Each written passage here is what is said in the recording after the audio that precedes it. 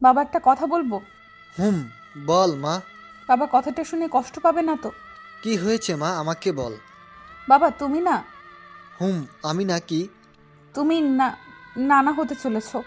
হুরে, সত্যি বলছিস মা? হুম বাবা। মারে, আজকে আমার আনন্দ লাগছে, বলে বোঝাতে পারবো না। আবির কই? ওর কথা আর বলো না বাবা। কেন মা? ও শুধু যৌতুকের জন্য আমাকে মারে। কথাটা শোনার পর আমার চোখ দিয়ে এমনিতেই পানি এসে গেল। খুব ভালোই বলছে আমাকে নিয়ে, আবার একটু পরপরই এটা নিয়ে আমাকে নাটক করতে হবে। ভালোই, আমার জীবনটাই নাটকের, আমাকে নিয়ে শুধু খেলবে। এরপর খেয়াল করলাম নীলার বাবার কান্নামাখা কণ্ঠ। ও এমন তো ছিল না, আর কেন এমন করছে ও? বাবা, আবির জানো কি বলেছে? কি বলেছে? 3 দিনের ভেতর 10 লক্ষ টাকা না দিলে আমার পেটের সন্তান মেরে ফেলবে। কথাগুলো শুনে আমার মাথায় যেন আসমান ভেঙে পড়ল, পায়ের নিচ থেকে মাটি সরে গেল। কি বলছে ও? আমি তো এমন কিছুই করিনি। আর টাকা নিয়ে ও কী বা করবে? হঠাৎ শুনতে পেলাম নীলার বাবা বলছে।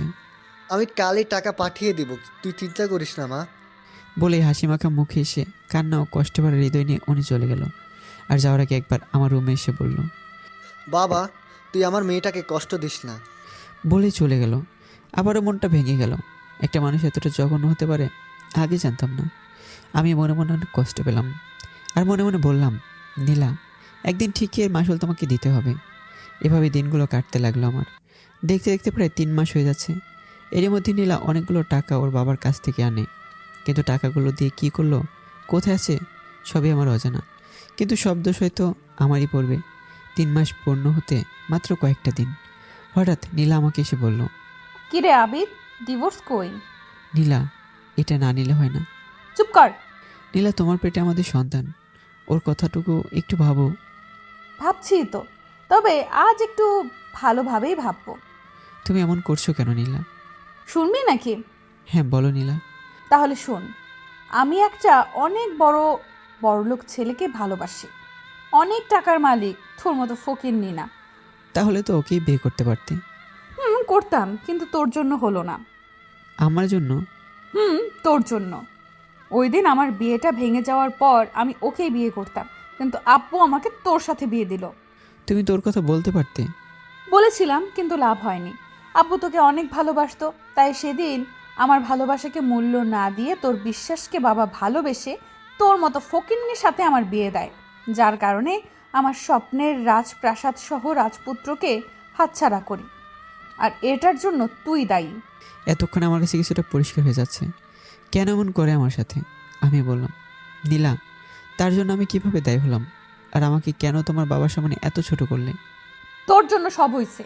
তোকে বাবা ভালোবেসে এসব করেছে, তাই সবার আগে বাবার কাছে তোকে খারাপ বানালাম। আর এখন এমন একটা কাজ করব, তুই সারা জীবনের জন্য বাবার কাছে খারাপ হয়ে থাকবি। নীলা, কি বলছে এসব? চুপ কর। নীলা বলেই ওর বাবাকে কল দিল। বাবা, আমাকে বাঁচাও। আবিদ আমাকে যৌতুকের জন্য মেরে ফেললো। বাবা বাঁচাও বাবা। দেখ আবিদ, তুই আমাদের বাড়ির কাজের লোক, তোর সাথে আমার মানায় না, তাই আমার উপর স্ত্রীর অধিকার ফলাতে আসবি না। কিন্তু তুমি তো আমার বিয়ে করা বউ। কি বললি তুই?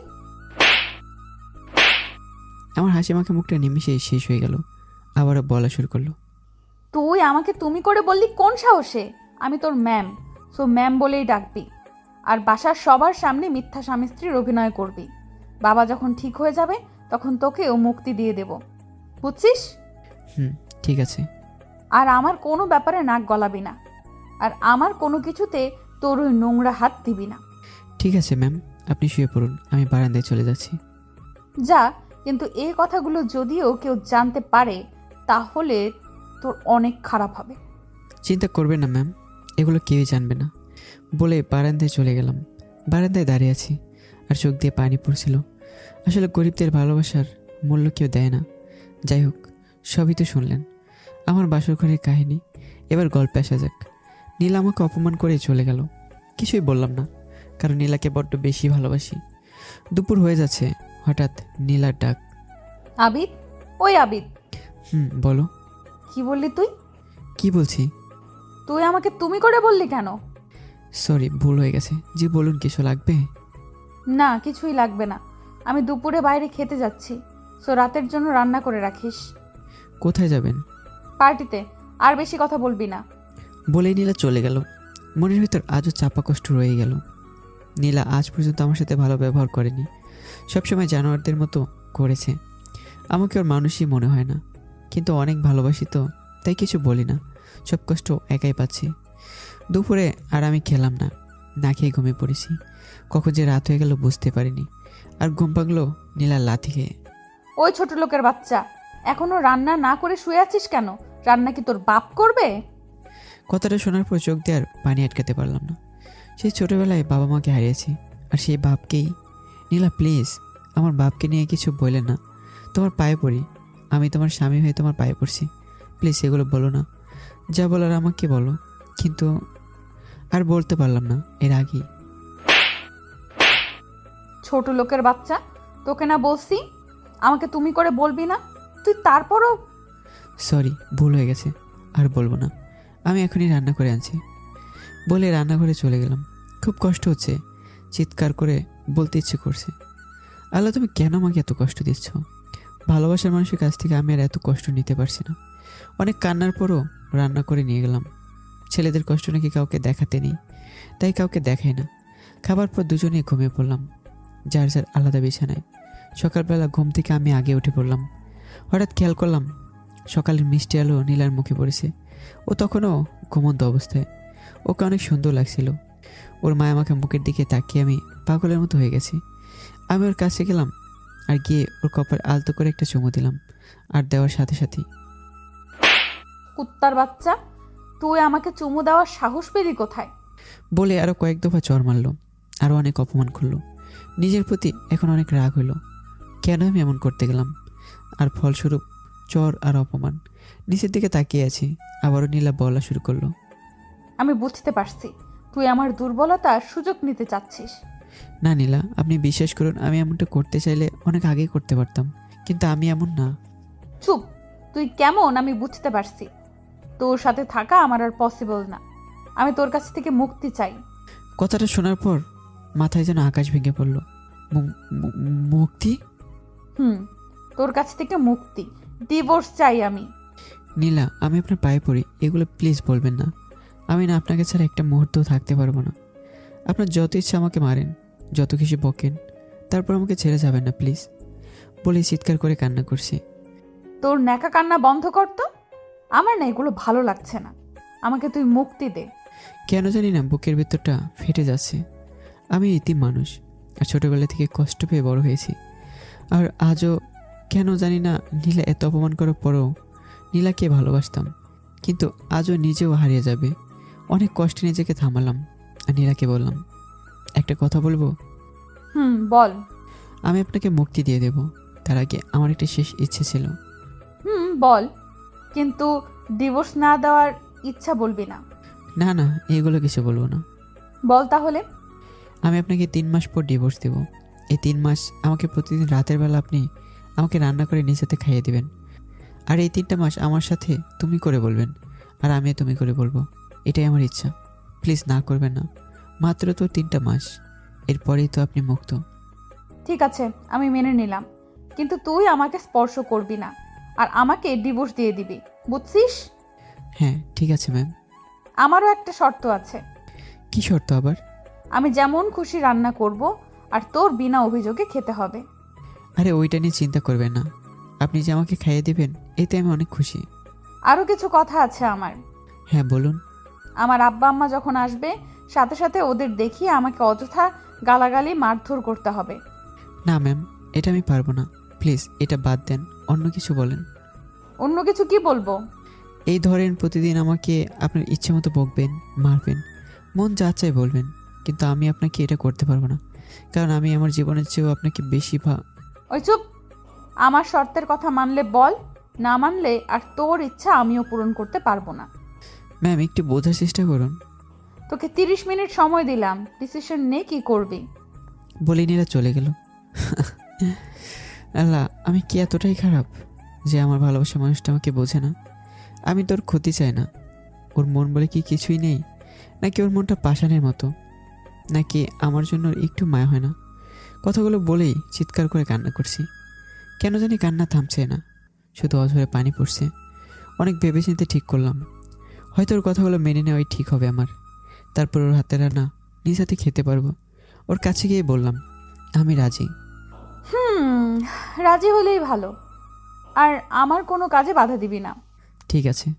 কোনো একটা মায়ের বাঁধনে আমার হাত বাঁধা, নয়তো এগুলো করতে পারতো না। থাক, এগুলো বলে লাভ নেই। প্রথম দিন অনেক আসে রাতের খাবারের জন্য রুমে ঢুকলাম। ও যেমনই হোক না কেন আজ আমাকে রান্না করে নিজ হাতে খাওয়াবে, এটাই আমার অনেক। খুশিতে মনটা লাফালাফি করছে। দেখলাম নীলা রান্না করছে, তাই আমি ফ্রেশ হয়ে খাবার টেবিলে বসলাম। একটু পরও নীলা খাবার টেবিলে খাবার নিয়ে আসলো। ওর মুখের দিকে আমি খুশি মনে তাকালাম, আর দেখতে পেলাম ওর মুখটা কালবৈশাখী ঝড়ের দিনে যেভাবে আকাশ থাকে ঠিক তেমনভাবে তার মুখ অনেক কালো করে রেখেছে। খাওয়ার মুডটাই এখন নষ্ট হয়ে গেছে। তারপর বেহাদের মতো খাওয়ার জন্য ওর সামনে গেলাম আর নীলাকে বললাম, শর্ত অনুযায়ী আজ থেকে আপনাকে তুমি করে বলবো, আর আপনি আমাকে তুমি করে বলবেন। হুম। আচ্ছা, এখন কি আমাকে খাইয়ে দিবা? তুমি করে বলাতেও একটু রেগে গেছে। তারপর ও রাগ না দেখিয়ে বলল, হুম। তুমি তৈরি হও রাতের খাবার জন্য। নীলা আমাকে তুমি করে বলায় আমার অনেক খুশি লাগছে। ভালোবাসার মানুষের কাছে একটু কিছু পেলেই সেটা অনেক বড় কিছু। সেটা হয়তো সবাই বুঝে না। আমি একটা ধ্যানে পড়ে গেলাম। নীলারটাকে ধ্যান ভাঙলো। ওই আবিত্তা, শুনছো? হ্যাঁ, আমি খাবারের জন্য তৈরি, দাও খাবার, আর আমাকে খাইয়ে দাও। আর জানো, আমি না আজকে অনেক খুশি। খুশি কেন? আরে খুশি হব না কেন, তুমি আমাকে নিজ হাতে খাইয়ে দিবে, সেটা কি যে সে ব্যাপার? ঠিক তাই। যেমন কুত্তাকে রাজা একটু করুণা করে খেতে দেয়, ঠিক তেমন। কথাটা শোনার পর কি বলবো কি করব কিছুই বুঝতে পারছি না। এত কষ্ট লাগে কেন, কেন জানি না বুকের বাঁ পাশটা জ্বলে যাচ্ছে। শেষমেশ আমাকে একটা কুত্তার সাথে তুলনা। থাক, তারপর তো আমাকে খাইয়ে দিবে। সে আমাকে কুত্তা বেলে যাই ভাবুক না কেন। নীলা, তুমি ঠিকই বলেছ, আমি কুকুরি। তারপরও আমাকে খাইয়ে দিবে, এতে আমি খুশি। তারপর দেখলাম নীলা একটা চামচে করে আমাকে খাওয়ার জন্য খাবার এগিয়ে দিচ্ছে। আমি অবাক হয়ে বললাম, নীলা, চামচে না করে হাতে খাইয়ে দিলে অনেক ভালো হতো। ওই চুপ! চামচে করে খাইয়ে দিব। ইচ্ছে হলে খাও, না হলে যাও। আচ্ছা ঠিক আছে। এরপর নীলা আমার মুখে খাবার তুলে দিল। প্রথম এক চামচ মুখে দেওয়ার পরে আমার চোখ যেন বাইরে বের হয়ে আসছে। ও আবারও আমার মুখে খাবার তুলে দিল। আমি আবারও মুখে নিলাম। আমি আর সহ্য করতে পারছি না। এত ঝাল আর এত মরিচ দিয়ে রান্না করেছে, ঝালে আমার দম বন্ধ হয়ে আসছে। কিছু খাবার খাওয়ার পর আমি উঠে পড়লাম আর কোনো মতে বললাম, আমার পেট ভরে গেছে।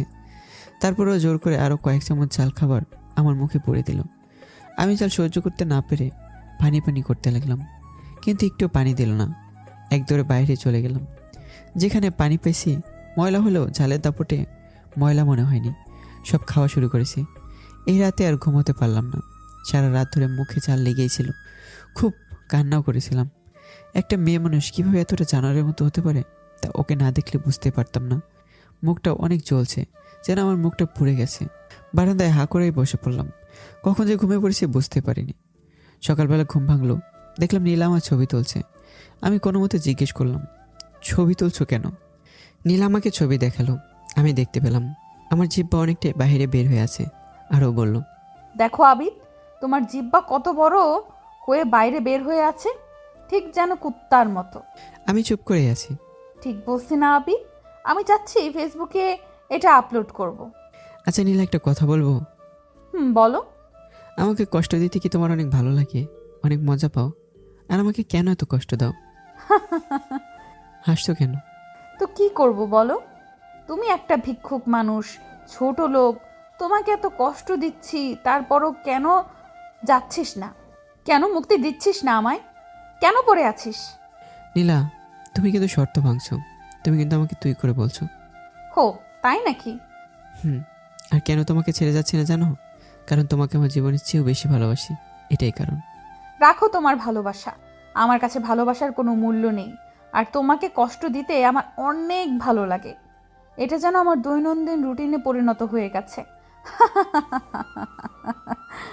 নীলা হাসছে, আর আমি শত কষ্টের পরও তার হাসি মাখা মুখের দিকে তাকিয়ে আছি। অনেক ভালো লাগছে, কষ্টগুলোও ভুলে যাচ্ছি। ওই, তুমি হা করে কি দেখছো?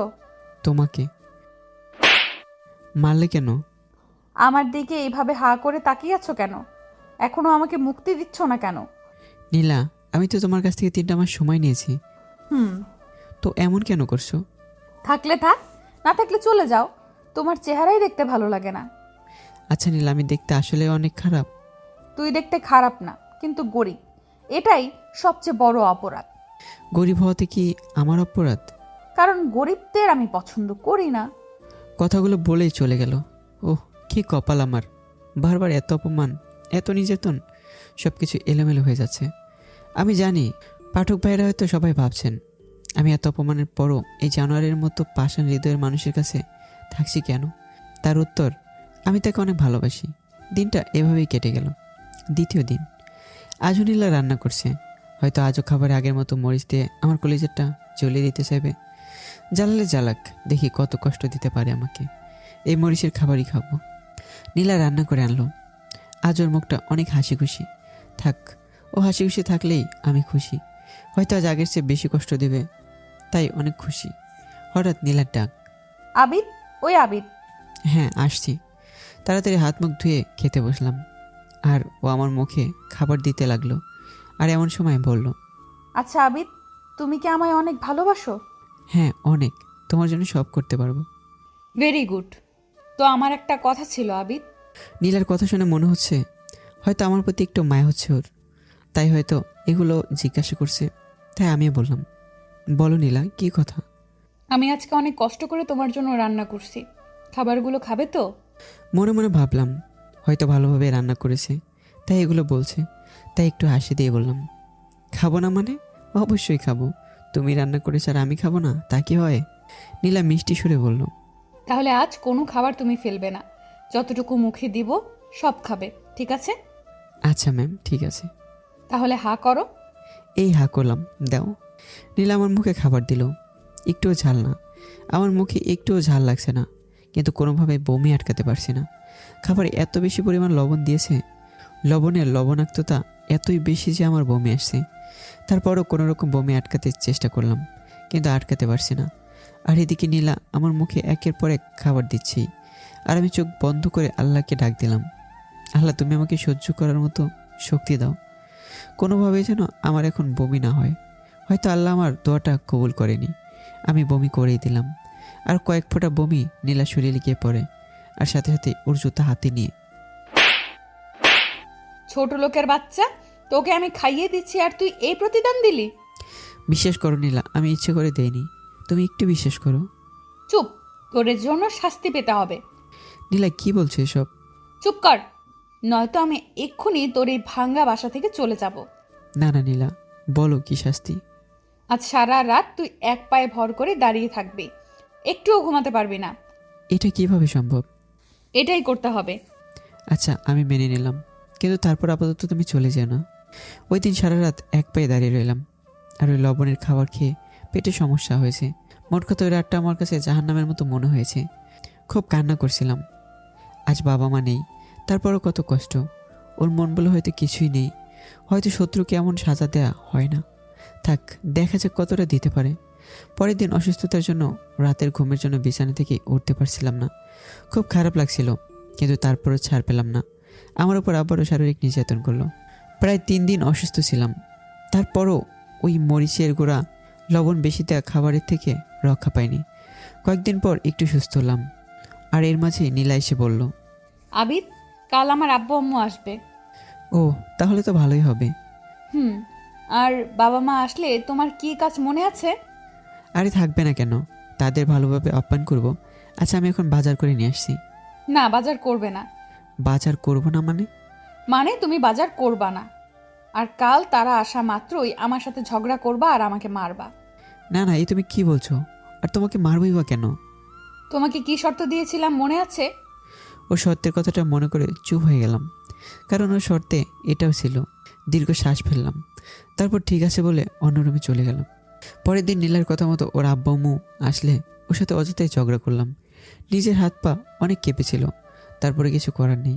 ওর আব্বু আম্মু আমাকে অনেক কথা শুনে চলে যায়।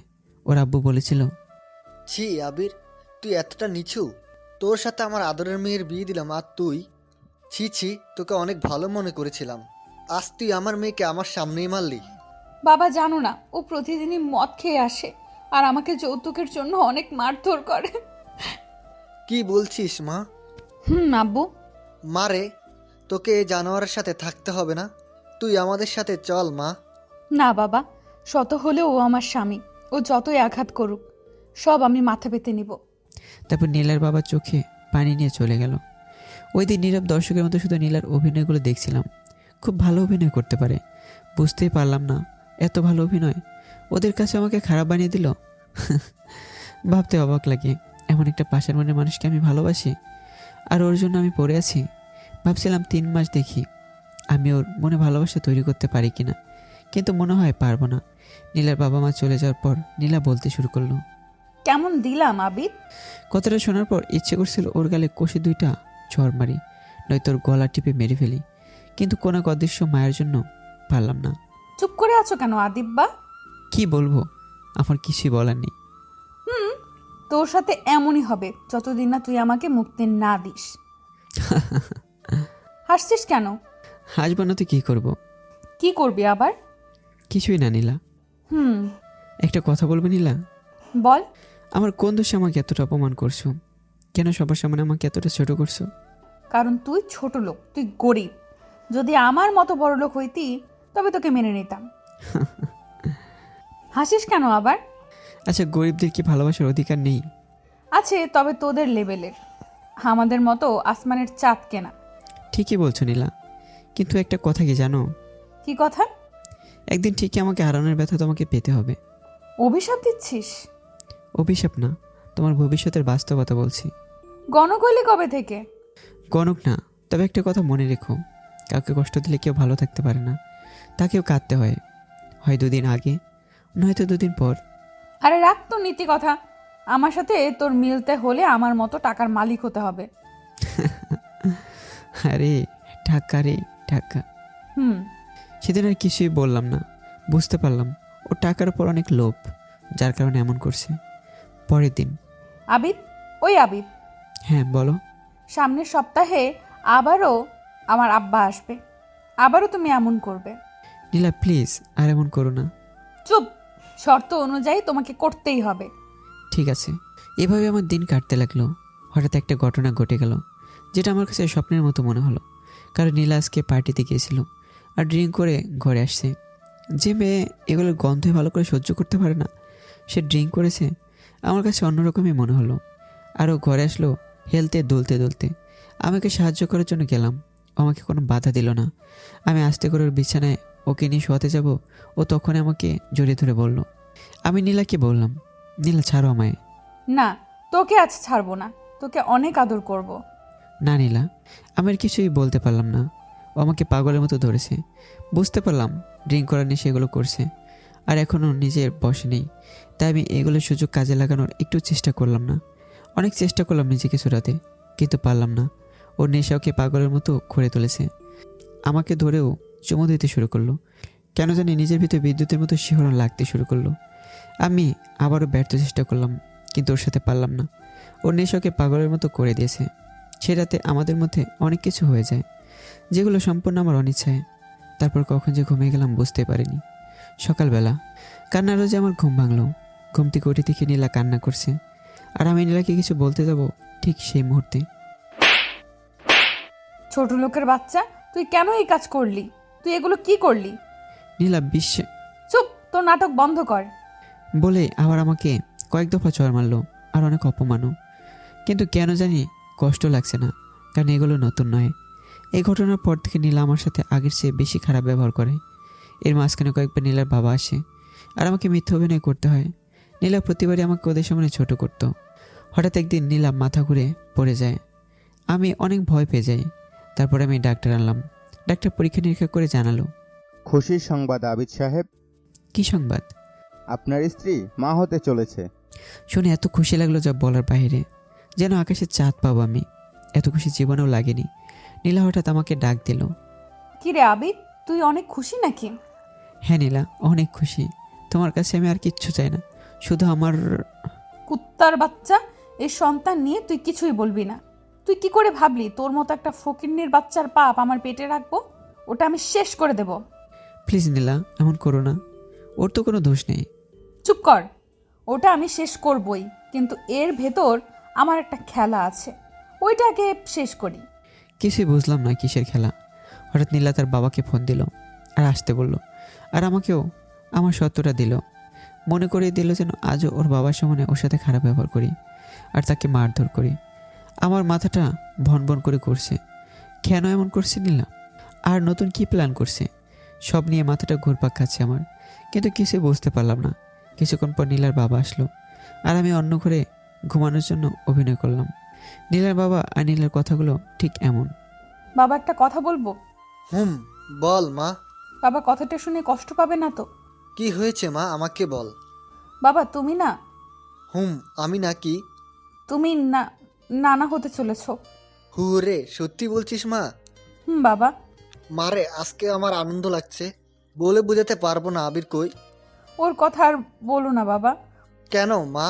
ও শুধু যৌতুকের জন্য আমাকে মারে। কথাটা শোনার পর আমার চোখ দিয়ে এমনিতেই পানি এসে গেল। খুব ভালোই বলছে আমাকে নিয়ে, আবার একটু পরপরই এটা নিয়ে আমাকে নাটক করতে হবে। ভালোই, আমার জীবনটাই নাটকের, আমাকে নিয়ে শুধু খেলবে। এরপর খেয়াল করলাম নীলার বাবার কান্নামাখা কণ্ঠ। ও এমন তো ছিল না, আর কেন এমন করছে ও? বাবা, আবির জানো কি বলেছে? কি বলেছে? 3 দিনের ভেতর 10 লক্ষ টাকা না দিলে আমার পেটের সন্তান মেরে ফেলবে। কথাগুলো শুনে আমার মাথায় যেন আসমান ভেঙে পড়লো, পায়ের নিচ থেকে মাটি সরে গেল। কি বলছে ও? আমি তো এমন কিছুই করিনি। আর টাকা নিয়ে ও কী বা করবে? হঠাৎ শুনতে পেলাম নীলার বাবা বলছে, আমি কালই টাকা পাঠিয়ে দিব, তুই চিন্তা করিস না মা। বলে হাসি মাখা মুখে এসে কান্না ও কষ্ট ভরা হৃদয় নিয়ে উনি চলে গেল। আর যাওয়ার আগে একবার আমার রুমে এসে বলল, বাবা, তুই আমার মেয়েটাকে কষ্ট দিস না। বলেই চলে গেল। আবারও মনটা ভেঙে গেল। একটা মানুষ এতটা জঘন্য হতে পারে আগে জানতাম না। আমি মনে মনে অনেক কষ্ট পেলাম আর মনে মনে বললাম, নীলা, একদিন ঠিকই এর মাসুল তোমাকে দিতে হবে। এভাবে দিনগুলো কাটতে লাগলো আমার। দেখতে দেখতে প্রায় 3 মাস হয়ে যাচ্ছে। এর মধ্যে নীলা অনেকগুলো টাকা ওর বাবার কাছ থেকে আনে, কিন্তু টাকাগুলো দিয়ে কি করলো, কোথায় আছে, সবই আমার অজানা। কিন্তু সব দোষ হয়তো আমারই পড়বে। 3 মাস পূর্ণ হতে মাত্র কয়েকটা দিন। হঠাৎ নীলা আমাকে এসে বলল, কি রে আবির, ডিভোর্স কই? নীলা, এটা না নিলে হয় না। চুপ কর। নীলা, তোমার পেটে আমাদের সন্তান, ওর কথাটুকু একটু ভাবো। ভাবছি তো, তবে আজ একটু ভালোভাবেই ভাববো। তুমি এমন করছো কেন নীলা? শুনবি নাকি? হ্যাঁ, বলো নীলা। তাহলে শোন, আমি একটা অনেক বড়লোক ছেলেকে ভালোবাসি, অনেক টাকার মালিক, তোর মতো ফকিন্নি না। তাহলে তো ওকেই বিয়ে করতে পারতে। করতাম, কিন্তু তোর জন্য হলো না। আমার জন্য? তোর জন্য। ওই দিন আমার বিয়েটা ভেঙে যাওয়ার পর আমি ওকেই বিয়ে করতাম, কিন্তু আব্বু আমাকে তোর সাথে বিয়ে দিল। তুমি তোর কথা বলতে পারতে। বলেছিলাম, কিন্তু লাভ হয়নি। আব্বু তোকে অনেক ভালোবাসতো, তাই সেদিন আমার ভালোবাসাকে মূল্য না দিয়ে তোর বিশ্বাসকে বাবা ভালোবেসে তোর মতো ফকিন্নির সাথে আমার বিয়ে দেয়, যার কারণে আমার স্বপ্নের রাজপ্রাসাদ সহ রাজপুত্রকে হাতছাড়া করি। আর এটার জন্য তুই দায়ী। এতক্ষণ আমার কাছে কিছুটা পরিষ্কার হয়ে যাচ্ছে কেন এমন করে আমার সাথে। আমি বললাম, নীলা, তার জন্য আমি কিভাবে দায়ী হলাম? আর আমাকে কেন তোমার বাবার সামনে এত ছোট করলে? তোর জন্য সব হয়েছে। তোকে বাবা ভালোবেসে এসব করেছে, তাই সবার আগে বাবার কাছে তোকে খারাপ বানালাম। আর এখন এমন একটা কাজ করব, তুই সারা জীবনের জন্য বাবার কাছে খারাপ হয়ে থাকবি। নীলা, কি বলছে এসব? চুপ কর। নীলা বলেই ওর বাবাকে কল দিল। বাবা, আমাকে বাঁচাও, আবিদ আমাকে যৌতুকের জন্য মেরে ফেললো। বাবা বাঁচাও বাবা। ফোনটা কেটে দিল নীলা। ওপাশে কল আসছেই তো আসছেই, কিন্তু নীলা রিসিভ না করে বলল, দেখলি আবিদ, কি বললাম? নীলা, তুমি ঠিক আছো তো? কেন আমার মিথ্যা বললে? আমি তো কিছুই বলিনি। শোন আবিদ, তুই বাবাকে দেখিয়ে এত কিছু করিস, আর আমি বাবাকে তোর নামে এত কিছু বলি, তারপরও উনি কেন জানি তোর সামনে একটু রিয়াকশন দেখালেও আমার সামনে বাবা এটা সহজভাবে মেনে নেয়। ডিভোর্সের কথা বলাতে বাবা আমাকে কিছুদিন আগে মারছেও। বুঝতে পারলাম তুই ডিভোর্স দিলেও বাবা আবার আমাকে তোর গলায় ঝুলাবে, তাই আজ নতুন নাটক সাজালাম। আর তোর সন্তান, ওটাও এখন শেষ করার মাধ্যমে আমার প্ল্যান শেষ করব। বলে নীলা নিজের পেটের মাঝে নিজে এমন জোরে আঘাত করলো, মনে হয় পেটের বাচ্চাটা শেষ। পুরো ঘর রক্তে ভরে যাচ্ছে। নীলা মাটিতে লুটে পড়ল, আর আমি নীলাকে দৌড়িয়ে ধরলাম। আর নীলা এতক্ষণ যা বলছিল সব রেকর্ড করছিলাম, কিন্তু ও হয়তো জানে না রেকর্ড করা কথাগুলো আমার ফোনে ছিল। কিন্তু পরে নীলাকে ধরতে গিয়ে ফোনটা এক সাইডে রাখলাম, কিন্তু কোথায় রাখলাম এত চাপের পরে কিছু আর মনে থাকলো না। তারপর ওকে যেই মাত্র হাসপাতালে নিতে যাব, তখনই নীলার বাবা পুলিশ নিয়ে আমার সামনে হাজির। নীলার বাবা নীলার অবস্থা দেখে আমাকে বলল, এটা তুই কি করলি আবির? তুই টাকার জন্য আমার মেয়েকে মেরে ফেললি? বলেই কান্না করে দিয়েছে। বিশ্বাস করেন, আমি এগুলো কিছুই করিনি। একদম চুপ। তুই আমার মেয়েকে কেন এটা করলি? আব্বা প্লিজ, এখন এসব কথা বলার সময় না। এখন তাড়াতাড়ি নীলাকে হাসপাতালে নিয়ে যেতে হবে, এক্ষুনি চলুন। যাবো তো, তার আগে তোর ব্যবস্থা করছি। ওসি সাহেব এখনো বসে আছেন কেন? ওকে গ্রেপ্তার করুন, ও একটা খুনি। না, আমি কিছুই করিনি। আর কিছুই বলার সময় পেলাম না। পুলিশ আমাকে গ্রেপ্তার করে নিয়ে যাচ্ছে, আমার কোনো কথাই শুনলো না। আর অন্যদিকে নীলার বাবা নীলাকে হাসপাতালে নিয়ে যাচ্ছে, আমার কোনো কথাই পুলিশও শুনলো না, থানায় নিয়ে গেল। সেদিন নীলার কী হয়েছিল আর আমার সন্তানের কী হয়েছে কিছুই জানতে পারলাম না। আল্লাহর কাছে অনেক কেঁদেছিলাম, আল্লাহ যেন নীলাকে আর আমার সন্তানকে সুস্থ করে দেয়। কিন্তু আমি কিছুক্ষণ পর কী হলো সেটা নিয়ে নিজেও ভাবতে পারলাম না। নীলার বাবা থানায় আসলো আর অনেকগুলো টাকা ওসিকে দিয়ে গেল, আর কি যেন বলল। তারপর উনিসহ ওসি সাহেব আর কয়েকজন পুলিশ আমার কাছে আসলো। ওরা আমার হাত পা চেয়ারে বাঁধলো আর তারপর নির্মম অত্যাচার শুরু করেছে। আমি শুধু আল্লাহকে ডাকছিলাম, কিন্তু বেশিক্ষণ ডাকতে পারলাম না। জ্ঞান হারিয়ে ফেললাম। কখন জ্ঞান ফিরল জানি না। জ্ঞান ফেরার পর দেখলাম নীলার বাবা আমার সামনে চেয়ারে বসে আছে। আমি কোনো মতে নীলার বাবাকে বললাম, নীলা কেমন আছে আর আমার সন্তান কেমন আছে? নীলার বাবা সাথে সাথে আমার গালে, কুত্তার বাচ্চা, তুই আমার মেয়েটাকে মেরে এখনো জিজ্ঞাসা করছিস? বিশ্বাস করুন আমি এগুলো কিছুই করিনি, সব নীলা এগুলো করেছে, যেন আপনি আমাকে খারাপ ভাবেন। চুপ, একদম চুপ। তুই আমার কাছ থেকে এত টাকা নিয়েও আমার মেয়েকে ঠিক মতন রাখলি না কেন? তোর যত টাকা লাগতো সব তো দিয়েছি, তাহলে কেন এমন করলি? বিশ্বাস করুন আমি কোনো টাকা নিইনি, আর আমি এমন করিও নি। বলে ওসিকে ডাক দিল। আর একটু পরেই আবার অমানসিক নির্যাতন শুরু করলো। পুরো থানা জুড়ে তখন একটা চিৎকার ছিল, আমি নির্দোষ, দরকার পড়লে আমাকে মেরে ফেলুন, তারপর এমন মিথ্যা অপবাদ দেবেন না। কিন্তু কে আমার কোনো কথা শুনলো না, আমাকে একের পর এক নির্যাতন করে যাচ্ছে। আমি অনেকবার জ্ঞান হারিয়ে ফেলি। সেদিন নীলার প্রতি সব ভালোবাসাগুলো কেন জানি ঘৃণায় পরিণত হতে লাগলো। পরপর 3 দিন আমার নির্যাতনের পর আমাকে কাঠগড়ায় তোলা হলো। আর সেদিন আমার এমন অবস্থা ছিল কথাটাও বলতে পারছি না। আমাকে হুইল চেয়ারে করে কাঠগড়ায় তোলা হয়, আর আমার বিপক্ষে নীলা সাক্ষী দিল। দেখলাম নীলা তখন মোটামুটি সুস্থ। আদালতে আমাকে 14 বছরের কারাদণ্ড দিল। আর এতে নীলা অনেক খুশি হয়। আমাকে যখন কারাগারে নিয়ে যাওয়া হচ্ছিল তখন নীলা আমার সামনে আসলো আর আমাকে বলল, কিরে আবিদ, কেমন দিলাম? আমি চুপ করেই আছি। আমাকে সারা জীবন মনে রাখবি, ছোট লোকের বাচ্চা। আমার সন্তান ঠিক আছে তো? হাসছো কেন? তোর ওই ছোট লোকের পাপ আমার পেটে রাখবো? তুই ভাবলি কি করে? ওটা শেষ। ওরে বাচ্চাটার জন্যই আজকে তোকে এমন শাস্তি দিতে পারলাম। থু, ওর মুখে থুথু দিয়েই ওর উপর ঝাঁপিয়ে পড়লাম, কিন্তু হাতে বেরিয়ে পড়া ছিল তাই কিছু করতে পারলাম না। আর পুলিশগুলো আমাকে অনেক শক্তি দিয়ে ধরে রেখেছে আর লাঠি দিয়ে মারছে। আমি শুধু নীলাকে একটা কথাই বললাম, নীলা তুই ভালো করে শুনে রাখিস, আমি আবিদ। এতদিন ভালোবাসার মায়ে তোকে কিচ্ছু করিনি, আর আজ সে ভালোবাসা প্রতিশোধে পরিণত হয়ে গেছে। তুই আমার জীবনটা বিনা দোষে নরক বানিয়ে ফেলেছিস। আমার সন্তানকে মেরে আমার উপর দোষ চাপিয়ে দিয়েছিস। আজ থেকে আমার মনে জন্ম নিল ভালোবাসার পরিবর্তে প্রতিশোধের আগুন। আর বলতে পারলাম না। এরপরই আমার মাথায় পুলিশের একজন কর্মচারী অনেক জোরে লাঠি দিয়ে আঘাত করলো, আর আমি জ্ঞান হারিয়ে ফেলি।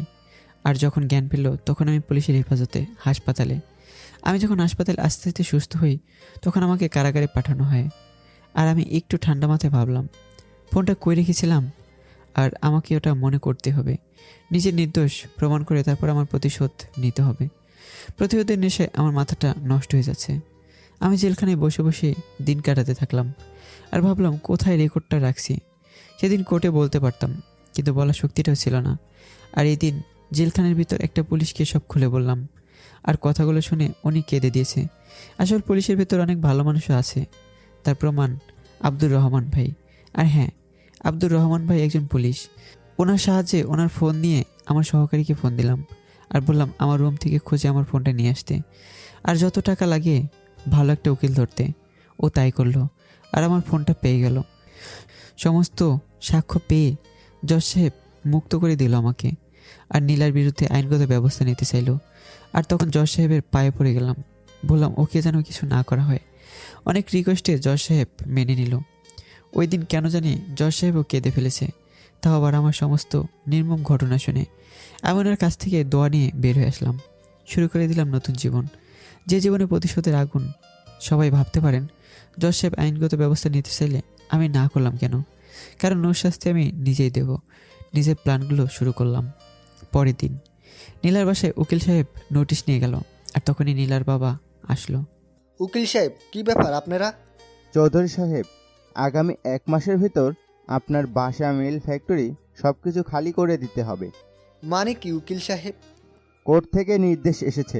এই দেখুন কোর্টের নির্দেশ। কে নোটিশ পাঠিয়েছে উকিল সাহেব? উনি এই বাড়ির সত্যিকারের মালিক, এই বাসার সত্যিকার মালিক আবার কে? মিস্টার আবিদ হাসান রনি, যাকে সবাই এক নামে চেনে, কিন্তু ভালো করে কেউ দেখেনি। এটা আবার কোন আবির? এই বাড়ির মালিক ফারুক চৌধুরীর একমাত্র ছেলে আবিদ চৌধুরী। কি বলছেন উকিল সাহেব? ও স্যার তো অনেক আগেই মারা গেছেন। কিন্তু তার ছেলে এখনো বেঁচে আছে। কি বলছেন? ছোট সাহেব এখনো বেঁচে আছে? এখনো বেঁচে আছে। কিন্তু তিনি যে বেঁচে আছেন তার প্রমাণ কি? এই নিন তার প্রমাণ। তারপর উকিল সাহেব ওনার হাতে অনেকগুলো কাগজ দিল। কাগজগুলো দেখে নীলার বাবা বলল, আমাদের ছোট সাহেব এখন কোথায়? ওনাদের সম্পত্তি এতদিন আগলে রেখেছি। ওনার সম্পদ ওনার হাতে বুঝিয়ে দিতে পারলে আমি মোরও অনেক শান্তি পাবো। আমাদের ছোট সাহেব আবিদ চৌধুরী কোথায়? খুব শীঘ্রই আসবেন উনি, আর আপনারা আপনাদের সব কিছু গুছিয়ে বাড়ি খালি করুন। বলে উকিল সাহেব চলে আসলেন। আর এই খবরটা পেয়ে আমি অনেক খুশি হলাম। এতদিন পর আমি আমার নিজের পরিচয় প্রকাশ করব, ভাবতে অবাক লাগছে। বাড়ির মালিক হয়ে আমি একটা লোভী, পাষাণ হৃদয়ের মানুষের জন্য 5টা বছর চাকরগিরি করেছি, আর তার প্রতিদান আমাকে ভয়াবহ ভাবে দিল। এর প্রতিশোধ আমি হারে হারে নেব। প্রতিশোধের আগুন বুকের ভিতর ধাও ধাও করে জ্বলছে। এর পরের দিন নীলাদের ভার্সিটির প্রফেসর আমার কাছে আসলো আর অনেক সংবর্ধনা জানালো। উনি এসে আমাকে বলল, আবিদ চৌধুরী, আপনাকে পেয়ে আমরা ধন্য। আরে কি বলছেন স্যার এগুলো? ঠিকই বলছি স্যার। প্লিজ স্যার, আমাকে স্যার বলে লজ্জা দেবেন না। আপনি আমার বাবার বয়সী, আর আমি আপনার পুত্রের সমানই। তাই প্লিজ আমাকে নাম ধরে বললেই খুশি হব, আর তুমি করে বললে আরও বেশি খুশি হব। বলার পরে উনি হো হো করে হেসে দিলেন আর বললেন, ঠিক আছে, শোনো বাবা, তোমার বাবা যেমন ছিল তুমিও ঠিক তেমন ভালো মানুষই, কোনো পরিবর্তন নেই। স্যার যখন ছিল আমাদের ভার্সিটিতে অনেক উন্নয়নমূলক কাজ করেছেন, আর এত বছর পর তোমাকে পেয়ে আমরা খুশি। আর তুমিও যদি আমাদের ভার্সিটির দিকে একটু নজর দিতে। ঠিক আছে স্যার, আর বলতে হবে নাকি? বাবা আপনাদের পাশে ছিলেন, আমিও চেষ্টা করব আপনাদের পাশে থাকার জন্য। বাবা। হ্যাঁ স্যার। তাহলে একটা কথা বলবো। হ্যাঁ বলুন। কিছুদিন পর আমাদের ভার্সিটিতে সাংস্কৃতিক অনুষ্ঠান, সেখানে তুমিও যদি থাকতে। হ্যাঁ অবশ্যই থাকবো। তোমাকেই প্রধান অতিথি দিব। এক দিক দিয়ে প্রধান আর অন্য দিক দিয়ে তোমাকে সবার চেনাও হলো। ঠিক আছে স্যার, আপনার যা ভালো মনে হয়। তাহলে আজ আসি বাবা। দুপুরের খাবারটা তো খেয়ে যান। না বাবা, ওটা অন্য দিন করব। বলে প্রফেসর স্যার চলে গেলেন। আমি ওখানে যেতাম না, কিন্তু নীলার ভার্সিটি বলে কথা, তাই না করলাম না। নীলা আমাকে নতুন করে চিনুক। আস্তে আস্তে দিন গড়িয়ে ওই দিনটা এসে গেল। আমি আমার প্ল্যান মতো দামি কোট, টাই, ভালো জুতা, হাতে ঘড়ি, চোখে সানগ্লাস পরে আমার আগের পরিচয়ে ফিরে গেলাম। নীলার ভার্সিটিতে গেলাম, সাথে নিয়ে গেলাম আমার ফুল গেট আপ। চারদিকে বডিগার্ডের গাড়ি, মাঝখানে আমার গাড়ি। ভার্সিটিতে ঢুকতে অনেক মানুষ ভিড় জমালো আমায় দেখতে, কারণ ওই দিন নীলাদের ভার্সিটিতে সাংস্কৃতিক অনুষ্ঠানে আমার নামটা বারবার ওঠানো হয়েছিল, আর প্রধান অতিথি হিসেবেও গেলাম। ভার্সিটির চারদিকে এই একটাই স্লোগান ছিল, আবিদ চৌধুরী। কিন্তু কেউ সে আবিদ চৌধুরীকে চেনে না, তাই দেখার জন্য অনেক ভিড় জমে গেল। ভিতরে যাওয়ার জন্য যখন ঢুকতে যাব, দেখি অনেক আদবের সাথে অনেক মেয়ে আর ছেলেরা আমাকে সাদরে গ্রহণ করার জন্য ফুল নিয়ে এগিয়ে আসলো। তার মাঝে নীলাও আছে। ও আমাকে দেখেই একটা বড় মাপের শক খেলো আর হা করে তাকিয়ে রইল। ও হয়তো এটা ভাবতে পারেনি। অনুষ্ঠানে অনেক সম্মান করলো আমাকে। তারপর বাসার পথে রওনা দেব। চারদিকে বডিগার্ড। দেখলাম নীলা বারবার আমার কাছে ঘেঁষতে চাইলো, কিন্তু পারলো না। সেদিনও পরে নীলা কেন জানি আমার পিছনে ঘুরঘুর করতে লাগলো। কিছুদিন পর একা একা বাইরে বের হলাম হাওয়া বাতাস খেতে।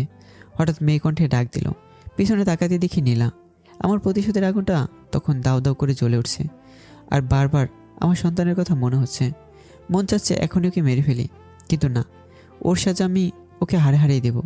হঠাৎ ওর ডাকে ঘোর ভাঙলো। এই আবিদ, কোথায় হারিয়ে গেছো? তুমি করে বলায় প্রচণ্ড রাগ উঠল। আজ আমার টাকার খবর পেয়ে তুমি। তারপর নিজেকে শান্ত করে বললাম, কি বলবো বলো। তুমি নাকি অনেক টাকাওয়ালা, ভালোই তো নাটক করতে পারো। তো টাকাগুলো কিভাবে পাইছো? চুরি করে নাকি ডাকাতি করে? রাগ আর ধরে রাখতে পারলাম না, ঠাস ঠাস করে 2টা চড় দিলাম। নীলা একদম চুপ। দেখলাম ও গালে হাত দিয়েছে, চোখ দিয়ে পানি এসে গেছে। আমি আবারও বললাম, নীলা, আমি কাজের লোক না। আমি তোমাদের বাসায় কাজের লোক সেজেছি শুধু তোমার ভালোবাসি বলে। আমি শহরের সবচেয়ে বড় লোক মিস্টার ফারুক চৌধুরীর ছেলে আবিদ চৌধুরী।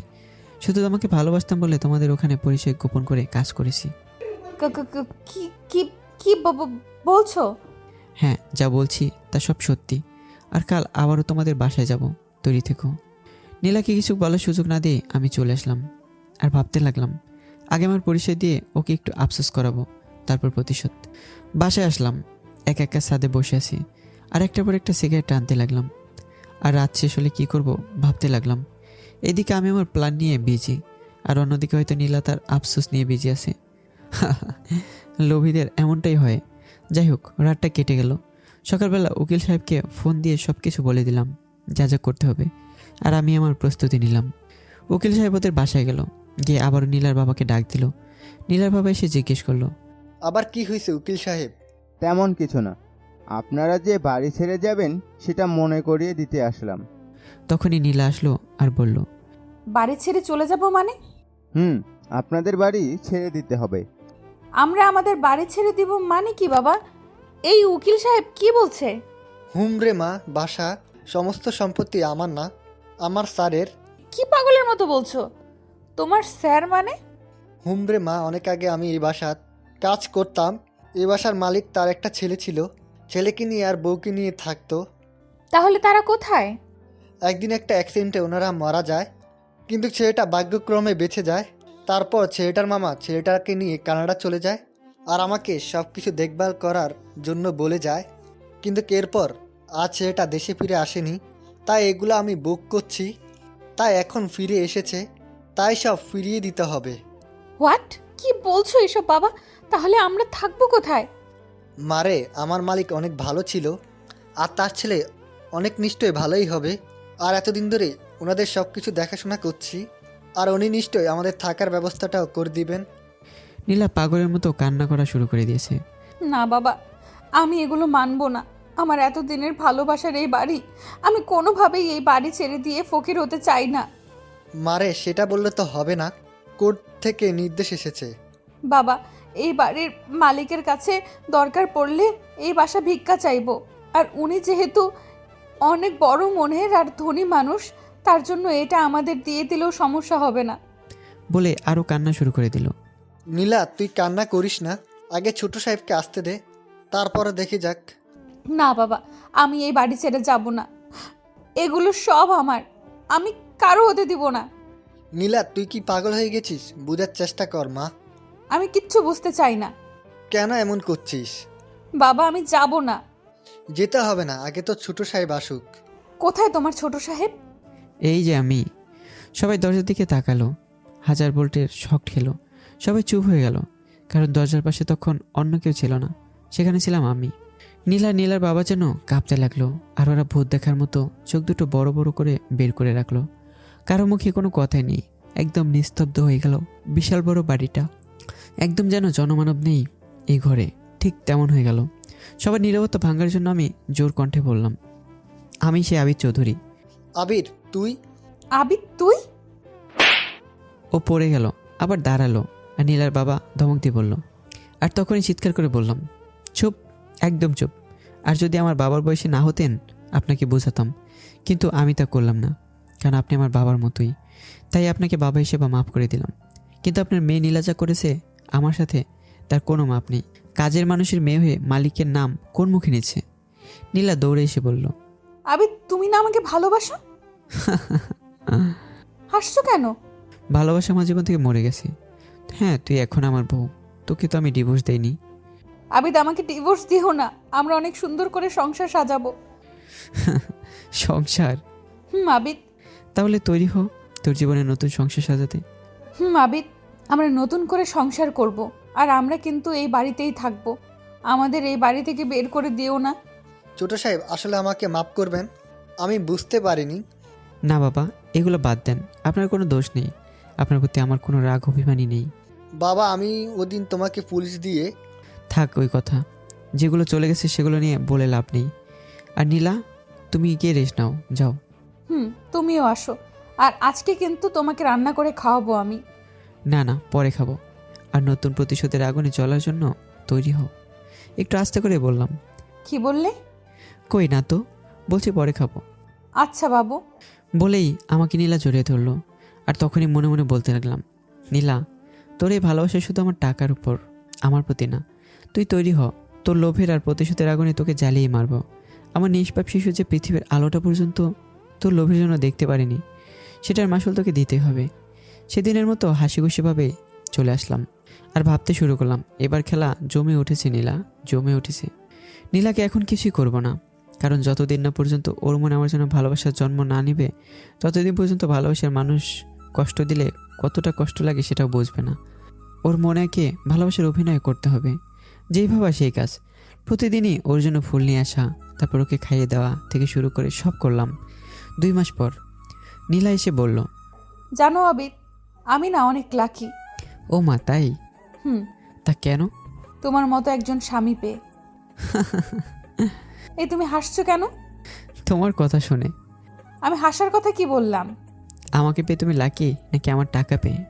কি বলছো আবিদ? যা সত্যি তাই বলছি। আবিদ, সত্যিই তোমাকে ভালোবাসি। চুপ, একদম চুপ। তুই আমাকে ভালোবাসিস নাকি আমার টাকাকে? আবিদ, বিশ্বাস করো, আমি তোমাকে অনেক ভালোবাসি। তুমি আমার পাশে থাকলে আমি বনেও থাকতে পারবো।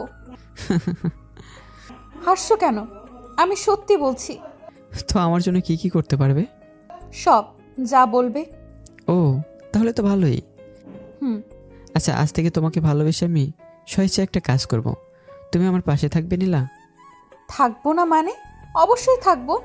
আমি নীলাকে পিছন থেকে জড়িয়ে ধরলাম আর বললাম, আজ থেকে তোমাকে আমি আগের মতো রান্না করে খাওয়াবো। আরে আমি থাকতে তুমি কষ্ট করবে কেন? না, আমিই করব, বলো রাখবে? আচ্ছা ঠিক আছে গো, তুমি যা ভালো মনে করো তাই হবে। রাতের বেলা রান্না করতে গেলাম, খুব ভালো করে রান্না করছিলাম। হঠাৎ কে জানি আমাকে ডাক দিয়ে বলল, ক্ষীরাবিদ, ওর মতো ছলনামের সামান্য মিষ্টি কথায় ভুলে গেলি? ভুলে গেলি তোকে যে মিথ্যা খুনের অপবাদ দিয়েছে? ভুলে গেলি তোর নিষ্পাপ সন্তানকে পৃথিবীর আলো দেখতে দিল না? প্রতিশোধ নে আবিদ, প্রতিশোধ নে। মুহূর্তেই ভিতর আমার কেমন জানি লাগছে, বুকের ভিতর দাউ দাউ করে জ্বলে উঠছে। সন্তানের খুনের দৃশ্যটা নিজেকে আর কন্ট্রোল করতে পারলাম না। অনেকগুলো ঝাল মরিচ দিলাম খাবারে। খাবারের ভিতর এতটাই মরিচ দিলাম, গন্ধে আমার চোখ জ্বালাপোড়া করেছে। রান্না শেষ করলাম, নীলাকে তারপর ডাক দিলাম, নীলা, এই নীলা। তোমার রান্না হয়েছে? হুম। তাড়াতাড়ি আনো, তোমার রান্না খাবো বলে সে কখন থেকে খাবার টেবিলে বসে আছি। হ্যাঁ আনছি তো। মনে মনে বলতে লাগলাম, নীলা, ভালো করে আমার রান্না খা আজ। খাবার নিয়ে গেলাম, আর তখনই আগের কথা মনে পড়ে গেল। নীলা আমাকে চাল খাইয়েছিল, কিন্তু পানিটা পর্যন্ত দেয়নি। আজ নীলারও ঠিক সেই কষ্টটাই হবে, যেমনটা আমাকে দিল। তারপর নীলাকে বললাম, নীলা, একটা কথা বলবো? বলো। তুমি কি সত্যি আমাকে ভালোবাসো? কোনো সন্দেহ আছে নাকি? না, কিন্তু কিন্তু কি? তোমার জন্য রান্না করছি, সবগুলো কিন্তু খেতে হবে। আরে তা কি আর বলতে হবে নাকি? আচ্ছা তাহলে হা করো। এই হা করলাম। নীলা হা করলো, আর আমি প্রচণ্ড ঝাল খাবার ওর মুখে তুলে দিলাম। নীলা মুখে নিতেই লাফ দিয়ে উঠল। ওর চোখ মুখ দিয়ে ঝালের দাপটে পানি বের হয়ে আসছে। ও পানি পান করতে না করতেই আমি আবার ওর মুখে ঝালের খাবার তুলে দিলাম। একসময় ঝাল সহ্য করতে না পেরে জ্ঞান হারিয়ে ফেললো। আমি ওকে বিছানায় শুয়ে দিলাম, আর ওর মুখে একটু মানবতার খাতিরে পানির পরিবর্তে একটু মধু দিলাম, যেন ঝালটা একটু কমে যায়। ওর মুখে আমি মধু দিলাম, আর নীলা আমার আঙ্গুল চুষে চুষে মধু খাচ্ছে। তারপর ওই বিছানায় রেখে আমি আমার বিছানায় চলে আসলাম। একা একা শুয়ে আছি। কেন জানি নীলাকে কষ্ট দিতে আমার বুকটা ফেটে যাচ্ছে। কেন জানি মনে হচ্ছে আমি কাজগুলো ঠিক করছি না, আমার বুকটাও ফেটে যাচ্ছে। হঠাৎ কে যেন আমাকে ডাক দিয়ে বলছে, আবিদ, তুই কি প্রতিশোধের আগুনে পশু হয়ে গেলে নাকি? কেন মেয়েটাকে এতটা কষ্ট দিচ্ছিস? পরক্ষণে আমার মন আবার বলছে, আবিদ, প্রতিশোধ নে, ওর মতো লোভীর মায়াজালে বন্দী হবি না। সে তো সন্তানকে খুন করেছে। হঠাৎ ঘর থেকে বাস্তবে আসলাম আর অনেক অবাক হয়ে যাই, কারণ তখন দেখি নীলা আমার পায়ে নিচে মাথা দিয়ে শুয়ে আছে আর ঘুমিয়ে আছে। আমি বুঝতে পারলাম তাহলে হয়তো আমি এতক্ষণ গভীর ঘুমের ভিতরেই ছিলাম। রাতটাও যে কখন শেষ হয়ে এসেছে বুঝতে পারিনি। হঠাৎ কেন জানি নীলার উপর অনেক মায়া লাগছে, কিন্তু পরক্ষণে মনে হলো ওর শাস্তিটা ওর প্রাপ্য, ওটা ওকে দিতে হবে। সকালবেলা। আবিদ, একটা কথা বলবো? চুপ ছোট লোকের বাচ্চা, আমার নাম ধরে ডাকার অধিকার পেলি কোথায়? প্লিজ তুমি এমন করো না। আমি জানি আমি তোমার সাথে যা যা করেছি অনেক অন্যায় করেছি। প্লিজ তুমি আমার বাবা মাকে তুলে কোনো কথা বললো না। চুপ, একদম চুপ। রান্না করে খেয়ে নিস, আমি বাইরে খেয়ে আসবো। বাইরে খাবে মানে? আমি তো রান্না করেছি। তোর রান্না তুই খা, আমি খাবো না বলে বাইরে বের হয়ে গেলাম। কেন জানি নীলাকে অপমান করার পর বুকে কষ্ট লাগছে। মনে মনে বললাম যতই কষ্ট হোক আমি আমার প্রতিশোধ, হ্যাঁ প্রতিশোধই নিব। বাইরে থেকে ঘরে ঢুকলাম। দেখি নীলা আমার ফোন টিস্যু দিয়ে মুছছে। আমার তখনই আগের কথা মনে পড়ে গেল। ওর ফোন ধরায় আমার সাথে এমন করেছে, আমিও সব করব। সাথে সাথে গিয়েই, ছোট লোক কোথাকার, তোমার ফোন ধরলি কেন? এগুলো কি বলছো আবিদ? তুমি এমন কেন করছো? দুদিন ধরে তোমার কি হয়েছে? আমার নাম ধরে ডাকলি কেন? আজ থেকে সাহেব বলে ডাকবি, নয়তো তোকে আমার বাসা থেকে বের করে দেব। ঠিক আছে সাহেব। বলে আমার পায়ে পড়ে গেল আর বলতে লাগলো, আমাকে অন্তত কাজের লোক হিসেবেই আপনার কাছে রাখুন। আপনাকে ছাড়া আমি একটা মুহূর্তও থাকতে পারবো না। বলে কান্না করতে করতে অন্য রুমে চলে গেল। যাক, ওদের মতো লোভীদের শাস্তি পেতে হবে। পরের দিন রাতে রান্না করলাম নীলার মতো করেই, অনেক বেশি লবণ দিয়ে। যা খাওয়ার সময় নীলা অনেক বমি করলে করুক, তাতে আমার কি। এমনিভাবে আমার প্রতিশোধ নিতেই শুরু করলাম। কিছুদিন পর, নীলা, নীলা, জি বলুন সাহেব। আজ তোর বাবা আসবে, খুব ভালো করে ওনার সামনে থাকবি। আর আমার বিরুদ্ধে একটা কথা বললেই তোকে ঘাড় ধাক্কা দিয়ে বের করে দেব। আর ওনার সামনে আমরা অনেক ভালো স্বামী স্ত্রী, আর আমার সাথে তুই খারাপ ব্যবহার করবি। আমি বাজার থেকে অনেক কিছু আনলেও তুই খারাপ ব্যবহার করবি, মনে থাকবে? কিন্তু। কোনো কিন্তু নেই। ঠিক আছে। নীলার বাবা আসলো আর আমি আমার মতো শুরু করলাম। আরে আব্বা, কেমন আছেন? শরীর ভালো আছে তো? বাবা ভালো, তুমি? হ্যাঁ ভালোই। নীলা কোথায় বাবা? ওকে অনেক দিন ধরে দেখি না। আচ্ছা আমি ডাকছি। নীলা, নীলা, কোথায় তুমি? নীলা তখনই আসলো, এসে বলল, গরুর মতো তো চিল্লাচ্ছিস কেন? নীলার এমনভাবে কথা বলা দেখে নীলার বাবা বসা থেকে দাঁড়িয়ে গেল। নীলা, তুই তোর স্বামীকে কি বলছিস? তুমি চুপ থাকো। ওর মতো স্বামী থাকলেই কি আর না থাকলেই কি। নীলা, বলে নীলার বাবা নীলাকে ঠাস ঠাস করে মারল। নীলা, তুই এতটা চেঞ্জ হয়ে যাবি বুঝতেই পারিনি। আমি কোনো চেঞ্জ হইনি বাবা। ওর মতো স্বামী আমার দরকার নেই। চুপ নীলা, এতদিন দেখেছিলাম আবিরকে তোর সাথে খারাপ ব্যবহার করতে, যে আবির সব ভুল বুঝে ভালো হয়ে গেল, আর সে মুহূর্তে তুই। ছি নীলা। বলেই নীলার বাবা চলে যেতে চাইল, কিন্তু সেদিনটা বিপরীত করলাম। আমি নীলার বাবাকে অনেক জোর করলাম আমাদের সাথে থাকতে, কিন্তু থাকলো না। নীলার খারাপ ব্যবহার দেখে চলে গেলেন। আর অন্যদিকে নিজের বাবার সামনে নিজে খারাপ হয়ে গেল নীলা। আগে যেমনটা খারাপ হয়েছিলাম আমি, এখন সেটা নীলা হচ্ছে। নীলা হঠাৎ কেঁদে কেঁদে বলল, একটা কথা বলবো আবিদ? আবার নাম? সরি, একটা কথা বলার ছিল। হ্যাঁ বল। আপনি তো জানেন বাবা ছাড়া আমার আর কেউ নেই। এখন বাবার সামনে আমাকে খারাপ না বানালে হয় না। দেখুন, বাবা এটা মেনে নিতে পারবে আমি বাবার অনেক আদরের মেয়ে। আর আজ যা হলো, বাবা আমার উপর অনেক রাগ করে থাকবে। হাসছেন কেন? হাসবো না তো কী করবো? কই, আমার বেলাতে এই কথাটি ভাবিসনি? আমিও তো তোকে বলেছিলাম আমি মা বাবা হারা একটা এতিম মানুষ, কিন্তু তোর বাবা আমাকে অনেকটাই বাবার মতোই ভালোবাসতো। আর তুই সেদিন আস্তে আস্তে করে তোর বাবার কাছে আমাকে খারাপ বানিয়ে দিয়েছিলি। সেদিন এই কথাটা মাথায় আসেনি। আমাকে মাফ করে দাও। আর তুমি কি সেটারই প্রতিশোধ নিচ্ছ? ঠিকই ধরেছিস, আমার বুকে প্রতিশোধের আগুন বইছে। প্রতিশোধ বাঁচতে চাইলে এখনই চলে যা। তুমি যতই প্রতিশোধ নিতে পারো, আমি যাব না। একটা সময় ভালোবাসা কি সেটা বুঝিনি, কিন্তু আজ বুঝতে পারছি। তুমি যত খুশি নিতে পারো, আমি তোমাকে ছেড়ে যাব না। পারলে আমাকে মেরে ফেলতে পারো। ভূতের মুখে এগুলো মানায় না, অসভ্য। তোর মুখে নীতি কথা তো একদমই মানায় না। কেন এমন করছো? এই বকবক করবি না। আর হ্যাঁ, তোকে তো আমি মেরেই ফেলবো। তুই আমার নিষ্পাপ মাসুম বাচ্চাটাকে পৃথিবীর আলো দেখতে দিলি না। সেদিন তোর পায়ে পড়েছিলাম, আমার কোনো কথা শুনলি না। আজ আমিও শুনবো না, আমি প্রতিশোধ নিবই। বলে চলে আসলাম। অনেক রাত হয়ে গেছে, তাই ঘুমিয়ে পড়লাম। হঠাৎ চোখে পড়লো ছোট্ট একটা বাচ্চা কান্না করছে। এ কি, আমার ঘরে বাচ্চা আসলো কোথা থেকে? আমি ভয়ে ভয়ে এগিয়ে গেলাম। সামনে যেতে বাচ্চাটা চলে যাচ্ছে, আমি সাথে সাথেই যাচ্ছি। বাচ্চাটা দেখলাম আব্বু আব্বু করে কান্না করছে। সামনে গেলাম, দেখলাম অনেক সুন্দর একটা বাচ্চা, কিন্তু অবাক করার বিষয় হলো বাচ্চাটা আমার মতোই দেখতে। আমি অবাক হয়ে বাচ্চাটাকে ধরলাম, দেখলাম বাচ্চাটার শরীর অনেক ঠান্ডা। তোমার নাম কি বাবু? বাচ্চাটি কান্না করছে। কান্না করছে কেন? আব্বু, কোথায় তোমার আব্বু? তুমি আমার আব্বু। কি বলছো এসব? হ্যাঁ, অবাক করার বিষয় হলো বাচ্চাটা অনেক ছোট, কিন্তু বড়দের মতো কথা বলছে কিভাবে? বয়স বড় জোর 7 থেকে 8 মাস। আমি অনেকটা ভয় পেয়ে গেলাম, কলিজা কাঁপছে আমার। কাঁপা কাঁপা কণ্ঠে বললাম, কে তুমি? আব্বু তোমার আমি ছেলে। না, আমার কোনো ছেলে নেই পু পু। বলে কান্না করছে। আমার প্রতিটা লোম দিয়ে পানি বের হচ্ছে, কলিজা শুকিয়ে গেছে। কে তুমি? আমি তোমার নিজের সন্তান।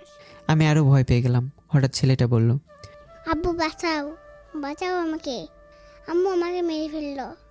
হঠাৎ ছেলেটার মুখ দিয়ে রক্ত বের হচ্ছে। আমি ভয়ে চুপ হয়ে গেলাম। আমার হাত পা কাঁপছে, কথা বের হচ্ছে না। এই বুঝি আমি মরে যাব। আমার বাকশক্তি হারিয়ে ফেললাম, শুধু আ আ করতে লাগলাম।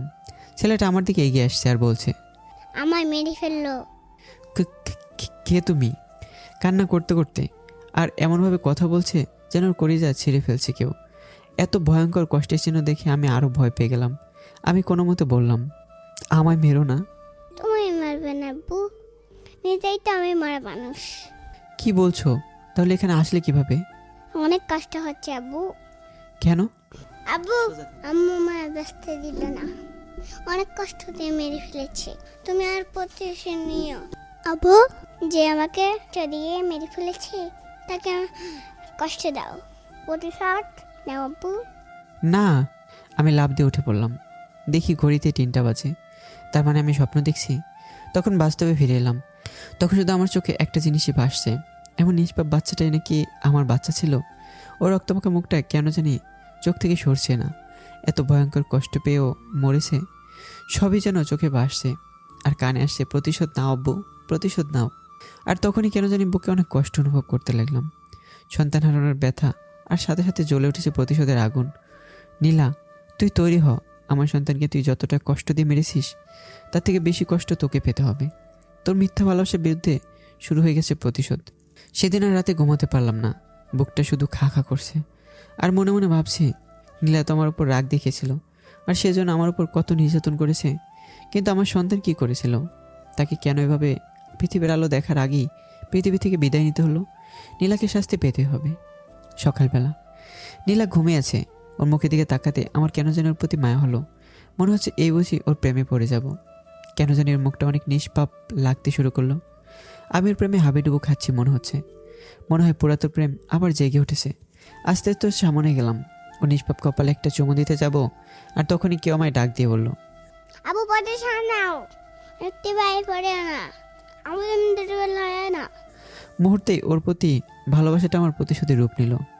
আমি ওর যে মুখে চুমু দিতে যাব, সেই মুখটা এখন আমার কাছে বিষের মতো লাগছে। অথচ কিছুক্ষণ আগে এই মুখটা আমার কাছে নিষ্পাপ মনে হচ্ছিল। কিন্তু না, ওর সাজা ওকে পেতেই হবে বলে চুমুর পরিবর্তে চর খেয়ার সাথে সাথে ঘুম ভেঙে গেল। ও আমার দিকে ভয়াতুর দৃষ্টিতে তাকিয়ে রইল। ওর চোখ দিয়ে টলমল করে পানি পড়ছে। ও আমাকে বলল, আমাকে মারছেন কেন? আমি কি ভুল করেছি? চুপ, একদম চুপ। তোর মতো চাকরানি হওয়ারও তো যোগ্যতা নেই তোর। নীলা চুপ করে আছে। কত সকাল হয়েছে দেখেছিস? এখন কি তোর বাপ রান্না করবে? প্লিজ আমার বাবাকে নিয়ে কিছু বলো না, যা বলার আমাকে বলো। উনি তো কোনো দোষ করেনি। হাসছো কেন? নীলা, মনে আছে একদিন আমি তোকে এই কথাগুলো বলেছিলাম, কিন্তু আমি সেদিন গরিব ছিলাম বলে আমার মৃত বাবা মাও রেহাই পায়নি। তুই ঠিকই বলেছিলি, আমার কথা শুনিসনি। প্লিজ আবিদ, বিশ্বাস করো, আমি ভালো হয়ে গেছি। আগের নীলার সাথে বর্তমানের নীলার কোনো মিল নেই। এখন যে নীলা তোমার সামনে আছে, সে তোমাকে তার জীবনের চেয়েও ভালোবাসে। তুই আগে সে পরিবর্তন হয়ে গেছিস। হ্যাঁ আবিদ, সত্যি বলছি। তাহলে শোন, আমিও পরিবর্তন হয়ে গেছি। মানে? মানে আগে যে আবিদ ছিল সে তোকে পাগলের মতো ভালোবাসতো, আর এখন সে আবিদ তোর সামনে দাঁড়িয়ে আছে, তার মনে সন্তান হারানোর প্রতিশোধ, যে প্রতিশোধ তোকে শেষ করে দেবে। তুমি এগুলো কি বলছো? বেশি কথা বলবি না, আবিদ, এরকম করো না। চুপ করে রান্না করে গিয়ে। নীলা চোখের পানি মুছতে মুছতে রান্না করে গেল। মনটা কেন জানি একটু ভালোই লাগছে। অপরাধী শাস্তি বলে কথা, এভাবেই ওর সাথে প্রতিদিন খারাপ ব্যবহার করতাম। আর আমি যত ওর সাথে খারাপ ব্যবহার করি না কেন, ও এখন আমাকে পাগলের মতোই ভালোবাসে। একসময় ও আমার ভালোবাসাকে পুঁজি করে আমায় অনেক অপমান করেছে, আর আজ আমি ওকে ভালোবাসার পুঁজি করে প্রতিশোধ নিচ্ছি। হায় রে ভালোবাসা, তুই মানুষকে কষ্টও দিতে পারিস, আবার আনন্দও দিতে পারিস, কিন্তু আমার জীবনে তুই এখন প্রতিশোধের মধ্যেই সীমাবদ্ধ। হঠাৎ একদিন সারাদিন বাসায় না খেয়ে খাওয়া দাওয়া করলাম, আর আমার একটা পুরাতন বন্ধুর সাথে দেখা পেলাম। ও বলল, কিরে আবিদ, কেমন আছিস? হতাশা নিয়ে বললাম, এই তো ভালো, তুই? ভালো, কিন্তু তোকে এত হতাশ লাগছে কেন? কই না তো। ও বলল, চল আজ তোর সব হতাশা দূর করে দেব। বলে ও আমার হাতটা টেনে নিয়ে গেল। একটা কফি শপে গেলাম। ও বোতলে করে কি জানি আনলো আর আমাকে দিল। ভালো করে খেয়াল করতে দেখলাম এগুলো মদ। না, এগুলো কোনোভাবেই খাবো না, তাই আমি চলে আসতে লাগলাম, কিন্তু আমার বন্ধু আসতে দিল না। অনেক জোর করেই খাওয়ালো। একটু খাওয়ার পর কেন জানি ভালোই লাগছে, যেন বুকের কষ্টটা কমে যাচ্ছে, তাই আরও খাওয়া শুরু করলাম। খেতে খেতে একাই আমি এক বোতল শেষ করে দিলাম। অনেক মাতাল হয়ে গেলাম। বাসায় ঢুকলাম, দেখলাম কোথা থেকে যেন কান্নার আওয়াজ আসতে লাগলো। আমি কোনো মতে সামনে এগোতে লাগলাম। যেতে যেতে দেখলাম নীলার রুম থেকে কান্নার আওয়াজ আসছে। তখন আমার মাথাটা এমনিতেই ঘুরছিল। তারপরে মনোযোগ দিয়ে শুনতে লাগলাম। নীলা নামাজরত অবস্থায় মোনাজাতে বলতে লাগলো, হে আল্লাহ, আবিদকে তুমি ভালো রাখো, ওকে তুমি সুস্থ রেখো। এতটুকুই শুনতে পেলাম। তারপর আমি নেশার দাপটে পড়ে গেলাম, আর সাথে সাথে নীলা পিছনে তাকাতেই আমি পড়ে গেছি। নীলা আমাকে ফ্লোর থেকে ওঠালো আর বলল, সারাদিন কোথায় ছিলে আবিদ? আর ফোন বন্ধ কেন? চুপ, একদম চুপ, নয়তো গুলি করে দেব। দেখেছি আমার হাতে কি? নীলা আমার হাতের দিকে তাকিয়ে একটা মদের বোতল দেখতে পেল, আর আমি মাতাল হয়ে আবল তাবল বলতে লাগলাম। তখন কি বলেছি আমি তা নিজেও জানি না। নীলা আমাকে বলল, আবিদ, তুমি মদ খেয়েছো? বলেই নীলা আমাকে তার কাঁধে ভর করে আমার রুমে নিয়ে বিছানায় শোয়ালো আর বলল, আবিদ, তুমি ঘুমাও, তুমি এখন মাতাল হয়ে আছো। এই তুই কি বলি? আমি মাতাল? তুই মাতাল, তোর দাদা মাতাল, তোর কাকা মাতাল। আবিদ, তুমি ঘুমাও, আমি যাচ্ছি। এই তুই কই যাস? তোকে আজ আমি গুলি করবো। ডিসা ডিসা, এ আমার বন্দুক কই? আবিদ, তুমি কি বলছো এসব? কিসের বন্দুক? তোকে বন্দুক দিয়ে মারবো, প্রতিশোধ নিতে হবে না বুঝি? বলে নীলার উপর হামলা করলাম। ছাড়ো আবিদ, কি করছো এগুলো? মেরে ফেলবো বলে কি কি করেছি কিছুই মনে নেই। সবগুলোই নেশার দাপটে। কি কোথায় করেছি কিছুই মনে নেই। সকালবেলা ঘুম ভাঙলো, হঠাৎ কারো গোসল করার শব্দ পেলাম। একটু পরেই নীলা গোসলখানা থেকে মুসকে মুসকে হাসতে হাসতে বের হলো। ওর মনে হয় রং লেগেছে। ও হঠাৎ আমার আশেপাশে ঘুরঘুর করছে। আমার হেব্বি রাগ উঠছে। হঠাৎ নীলা লজ্জায় লাল হয়ে আমার সামনে এসে বলল, আবিদ, ফ্রেশ হয়ে আসো। ফ্রেশ হয়ে আসবো মানে? মানে কিছুই না, খেতে আসো, তার আগে ফ্রেশ হও, যাও। আমার কাছে ব্যাপারটা অন্যরকম লাগছে। রাতে সব কিছু মনে করার চেষ্টা করলাম, কিন্তু পারছি না, কোনোভাবেই মনে হচ্ছে না। আর আমি আমার রুমে কীভাবে আসলাম তাও মনে হচ্ছে না। কেন জানি বারবার মনে হচ্ছে উল্টোপাল্টা কিছু করিনি তো, কিন্তু কোনো কিছুই মনে নেই। আর নীলার এমন অবস্থা দেখে আমার ভয় হচ্ছে। কী এমন করলাম? অনেক মনে করতে চাইলাম, কিন্তু পারলাম না। খেয়াল করলাম নীলা আগের থেকে অনেক ভালোভাবে আমার সাথে কথা বলে, আমাকে অনেক কেয়ার করে। আমি কেন জানি ওর প্রতি দুর্বল হয়ে পড়েছি। কেন জানি ওর সাথে ভালো ব্যবহার করতে চাইলাম। ঠিক তখনই সেই ছোট্ট বাচ্চাটার ডাক শুনতে পেলাম। কানে তখন একটা কথাই আসছে, প্রতিবেশ নাও, প্রতিশোধ। মুহূর্তে নীলার প্রতি আবার রাগ জন্মালো। আমি আবারও নীলার সাথে খারাপ ব্যবহার করতে শুরু করলাম। কিন্তু একটা কথা আমি স্পষ্ট বুঝতে, নীলা সত্যি আমাকে অনেক ভালোবাসে, আর এখন আমার মনে শুধু প্রতিশোধ। কিছুদিন পর দুপুরে বাসায় আসলাম। ঘরটা একদম নীরব লাগছে। আগে বাসায় আসলে নীলা আমার পাশে পাশে ঘুরঘুর করতো, কিন্তু আজ কোথাও দেখলাম না। ভালোই লাগছে, হয়তো ভয় পালিয়ে গেছে। যেখানে যাক না কেন আমি খুঁজে আনবই, আর আমার প্রতিশোধ আমি নিবই। বিকেলবেলা হঠাৎ ওয়াশরুমে গেলাম, আর তখন একটু ভয় পেয়ে গেলাম। দেখলাম নীলা ওয়াশরুমে পড়ে আছে। খুশি মনে সামনে গেলাম। সামনে যেতে বুঝতে পারলাম নীলা অজ্ঞান হয়ে পড়ে আছে। আমি একটু খুশিটা বেশি হলাম।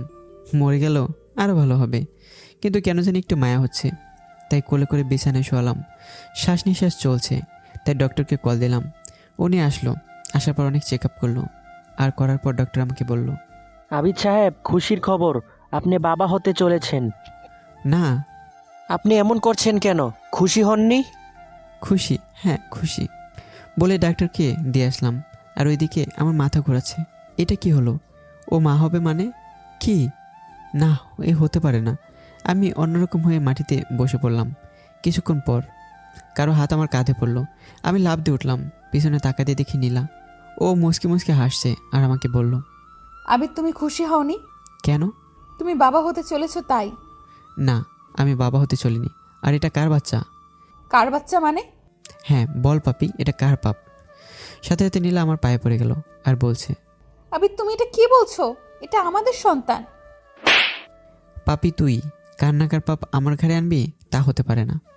আবির তুমি বিশ্বাস করো। চুপ, একদম চুপ। বাচ্চাটাকে শেষ করে দেব। কথাটা বলার পর নীলা কেমন যেন পাগলের মতো হয়ে গেল। অনেক জোরে জোরে কান্না করতে লাগলো আর আমার পায়ে পড়ে গেল আর বলতে লাগলো, আবির তুমি আমাকে মেরে ফেলো, তারপরও এই বাচ্চাটা নষ্ট করার কথা বলো না। চুপ, একদম চুপ। আবির এমন করো না। কথাটা বলে আমি ঘর থেকে বের হয়ে গেলাম। হয়তো নীলা আবার বাচ্চাটাকে নিতে যাচ্ছে, হয়তো সত্যিই পাল্টে গেছে, অনেক ভালো হয়ে গেছে। কিন্তু আমি আগের মতো হব না। প্রতিশোধ নিব, প্রতিশোধ। তাই নতুন একটা প্ল্যান করলাম। আর সেই প্ল্যানটা হলো ওর দুর্বলতার সুযোগ নেব।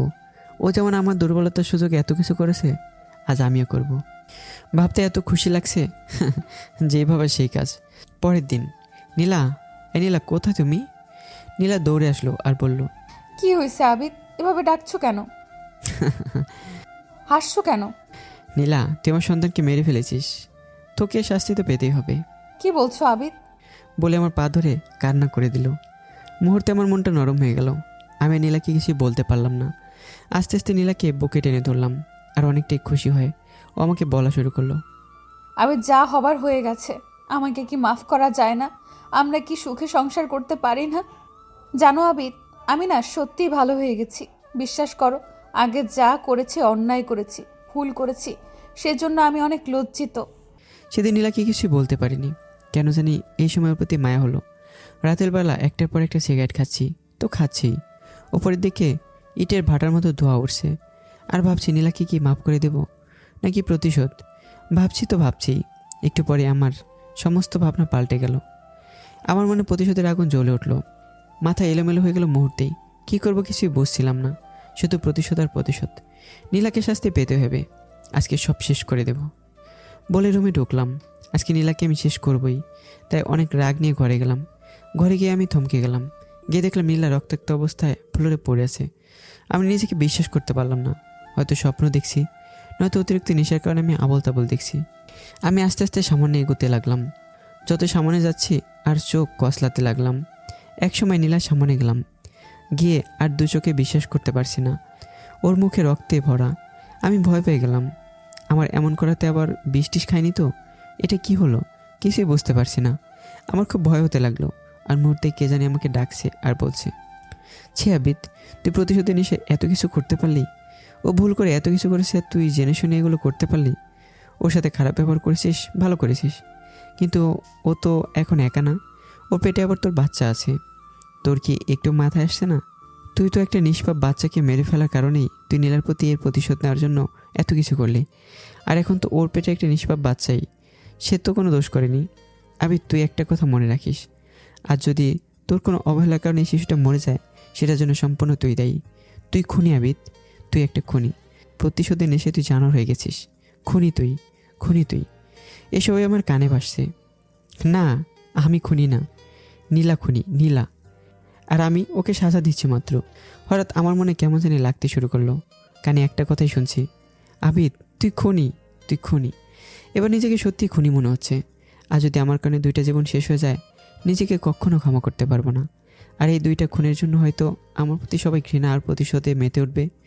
একটু ঠান্ডা মাথায় চিন্তা করতেই মনটা অন্যরকম হয়ে গেল। আজ নিজেকে অনেক খারাপ বলে মনে হলো। তাই প্রায়শ্চিত্ত করতে নীলাকে সাথে সাথে হসপিটালে নিয়ে গেলাম। আর নীলার বাবাকে ফোন দিয়ে হসপিটালে আসতে বললাম। আর আমি নীলাকে হাসপাতালে নিয়ে গেলাম। এমার্জেন্সিতে নীলাকে নিয়ে গেলাম। অনেকক্ষণ পর নীলার বাবা আসলো আর বলল, বাবা, নীলার কি হয়েছে? আমি কান্নামাখা মুখ নিয়ে বললাম, জানি না। রুমে ঢুকে এই অবস্থা থেকে হাসপাতালে নিয়ে আসলাম। উনি কান্না করে দিয়েছে। এইদিকে আমার মাথা ঘুরছে তো ঘুরছে। আর যদি নীলার কিছু হয়েছে আমি নিজেকে শেষ করে দেব। বলে অনেক কান্না করতে লাগলাম। হঠাৎ ডাক্তার বের হলো। আমি সাথে সাথে পাগলের মতো গিয়ে বললাম, কী হয়েছে নীলার? ও কেমন আছে? ও সুস্থ হবে তো? বলে কান্না করতে লাগলাম। আসলে কি বলবো আপনাদের, কি বলবো মানে? আমার নীলার কি হয়েছে? আসলে ওর অবস্থা অনেক খারাপ। ওর কি হয়েছে সেটা তো বলবেন। আসলে ওর বাঁচার সম্ভাবনা একেবারেই নেই। ডাক্তার একদম চুপ, আমার নীলার কিচ্ছু হতে পারে না। আসলে দেখুন, আমরা এখনো কিছুই বলতে পারবো না, কিন্তু যতটুকু বুঝতে পারছি তা অনেক খারাপ। আপনারা আল্লাহকে ডাকুন যেন রিপোর্টটা ভালো আসে। বলে ডাক্তার চলে গেলেন। আর এদিকে আমার মাথায় আকাশ ভেঙে পড়ল, পায়ের নিচ থেকে মাটি সরে গেল। আমি কিছুই বলতে পারছি না। হঠাৎ চিৎকার করে বললাম, আল্লাহ তুমি এমন করো না, আমার জীবনের বিনিময় হলেও ওর জীবন তুমি ভিক্ষা দাও। ওর জন্য নফল নামাজ পড়ে কান্না করে দোয়া করছিলাম। হঠাৎ শুনতে পেলাম ডাক্তার বাইরে এসেছে। আমি ডাক্তারের কাছে কান্না মাখা মুখে দৌড়ে গেলাম আর বললাম, কি হয়েছে ওর? আপনারা একটু আমার চেম্বারে আসেন। আমরা ওনার চেম্বারে গেলাম। কেন জানি কলিজা কাঁপছে, বুকটা থরথর করে কাঁপাকাঁপি করছে। আমি ডাক্তারকে বললাম, কি হয়েছে ওর? উনি চুপ করে আছেন। চুপ করে আছেন কেন? আসলে কিভাবে যে বলবো। কথাটা শোনার পর আমার হার্টবিট বেড়েই চলেছে। কি এমন হয়েছে? ডাক্তার কিছু বলছে না। আমি আবারও বললাম, কি হয়েছে আপনি বলেন। আসলে নীলার 2টা কিডনি নষ্ট হয়ে গেছে। না, কথাটা শোনার পর আমি নিজেকে কোনোভাবেই ঠিক রাখতে পারছি না। এটা কি বললো? কিডনি নষ্ট হলো কেন? আমি কোনো রকম ডাক্তারকে বললাম, আপনি রিপোর্টগুলো ভালো করে দেখুন, আপনার রিপোর্টে হয়তো ভুল। দেখুন, আমরা সমস্ত রিপোর্ট অনেক ভালোভাবে চেক করেই বলছি। কথাগুলো শোনার পর আমি আর নীলার বাবা পাগলের মতো হয়ে যাই। তখন আমার মনে বারবার প্রশ্ন জাগছে, আমার কোনো ভুলের কারণে কি ওর এমন হয়েছে? তখন কেন জানি সব নিজের উপরেই দোষ দিতে মন চাচ্ছে। আমি অনেক বড় অপরাধী, হয়তো আমার কারণে এমন হয়েছে। তখন আমি ডাক্তারকে বললাম, আচ্ছা এমনটা কেন হয়েছে? আসলে কয়েক মাস আগে যখন নীলার পেটে প্রচণ্ড জোরে আঘাত লাগে, তখন ওর পেটের বাচ্চাটা মরে যায়। আর সেই সাথে ওর কিডনিতেও অনেক সমস্যার সৃষ্টি হয়। আপাতত ডায়ালাইসিসের মাধ্যমে নীলা এখনও বেঁচে আছে। যত তাড়াতাড়ি পারেন ওর জন্য কিডনির ব্যবস্থা করেন, নয়তো নীলাকে বাঁচানো সম্ভব হবে না। কথাগুলো শুনে আমি বাকরুদ্ধ হয়ে গেলাম। নীলার উপর তখন খুব রাগ হচ্ছিল। মনে মনে বললাম, নীলা তুমি যদি আগে এমনটা না করতে তাহলে হয়তো আমার সন্তান আর তোমার এমন অবস্থা হতো না। অনেক রাগ হলো, কিন্তু এখন আর রাগ করে লাভ নেই। তাড়াতাড়ি কিডনির ব্যবস্থা করতে হবে। তাই আমি আর নীলার বাবা বেরিয়ে পড়লাম কিডনির খোঁজে। সারাটা দিন অনেক খোঁজাখুঁজি করেও কিডনির ব্যবস্থা হলো না। রাতে আমি আর নীলার বাবা হাসপাতালে গেলাম। আর তখন আবার নীলার বাবা আমার সাথে অনেক খারাপ ভাষায় কথা বলতে শুরু করলো। আমি বললাম, আপনি এমন করছেন কেন? তুই চুপ থাক, তোর বাসায় আমি থাকলে থাকবো না? আর না থাকলে নাইজার জন্য এত কিছু করেছি, সে যখন মৃত্যুমুখী তোর দরকার নেই। কি বলছেন এগুলো? তুই আমার মেয়েকে খুন করেছিস, তোর জন্য নীলার আজ এই অবস্থা। আমার জন্য? তোর জন্য।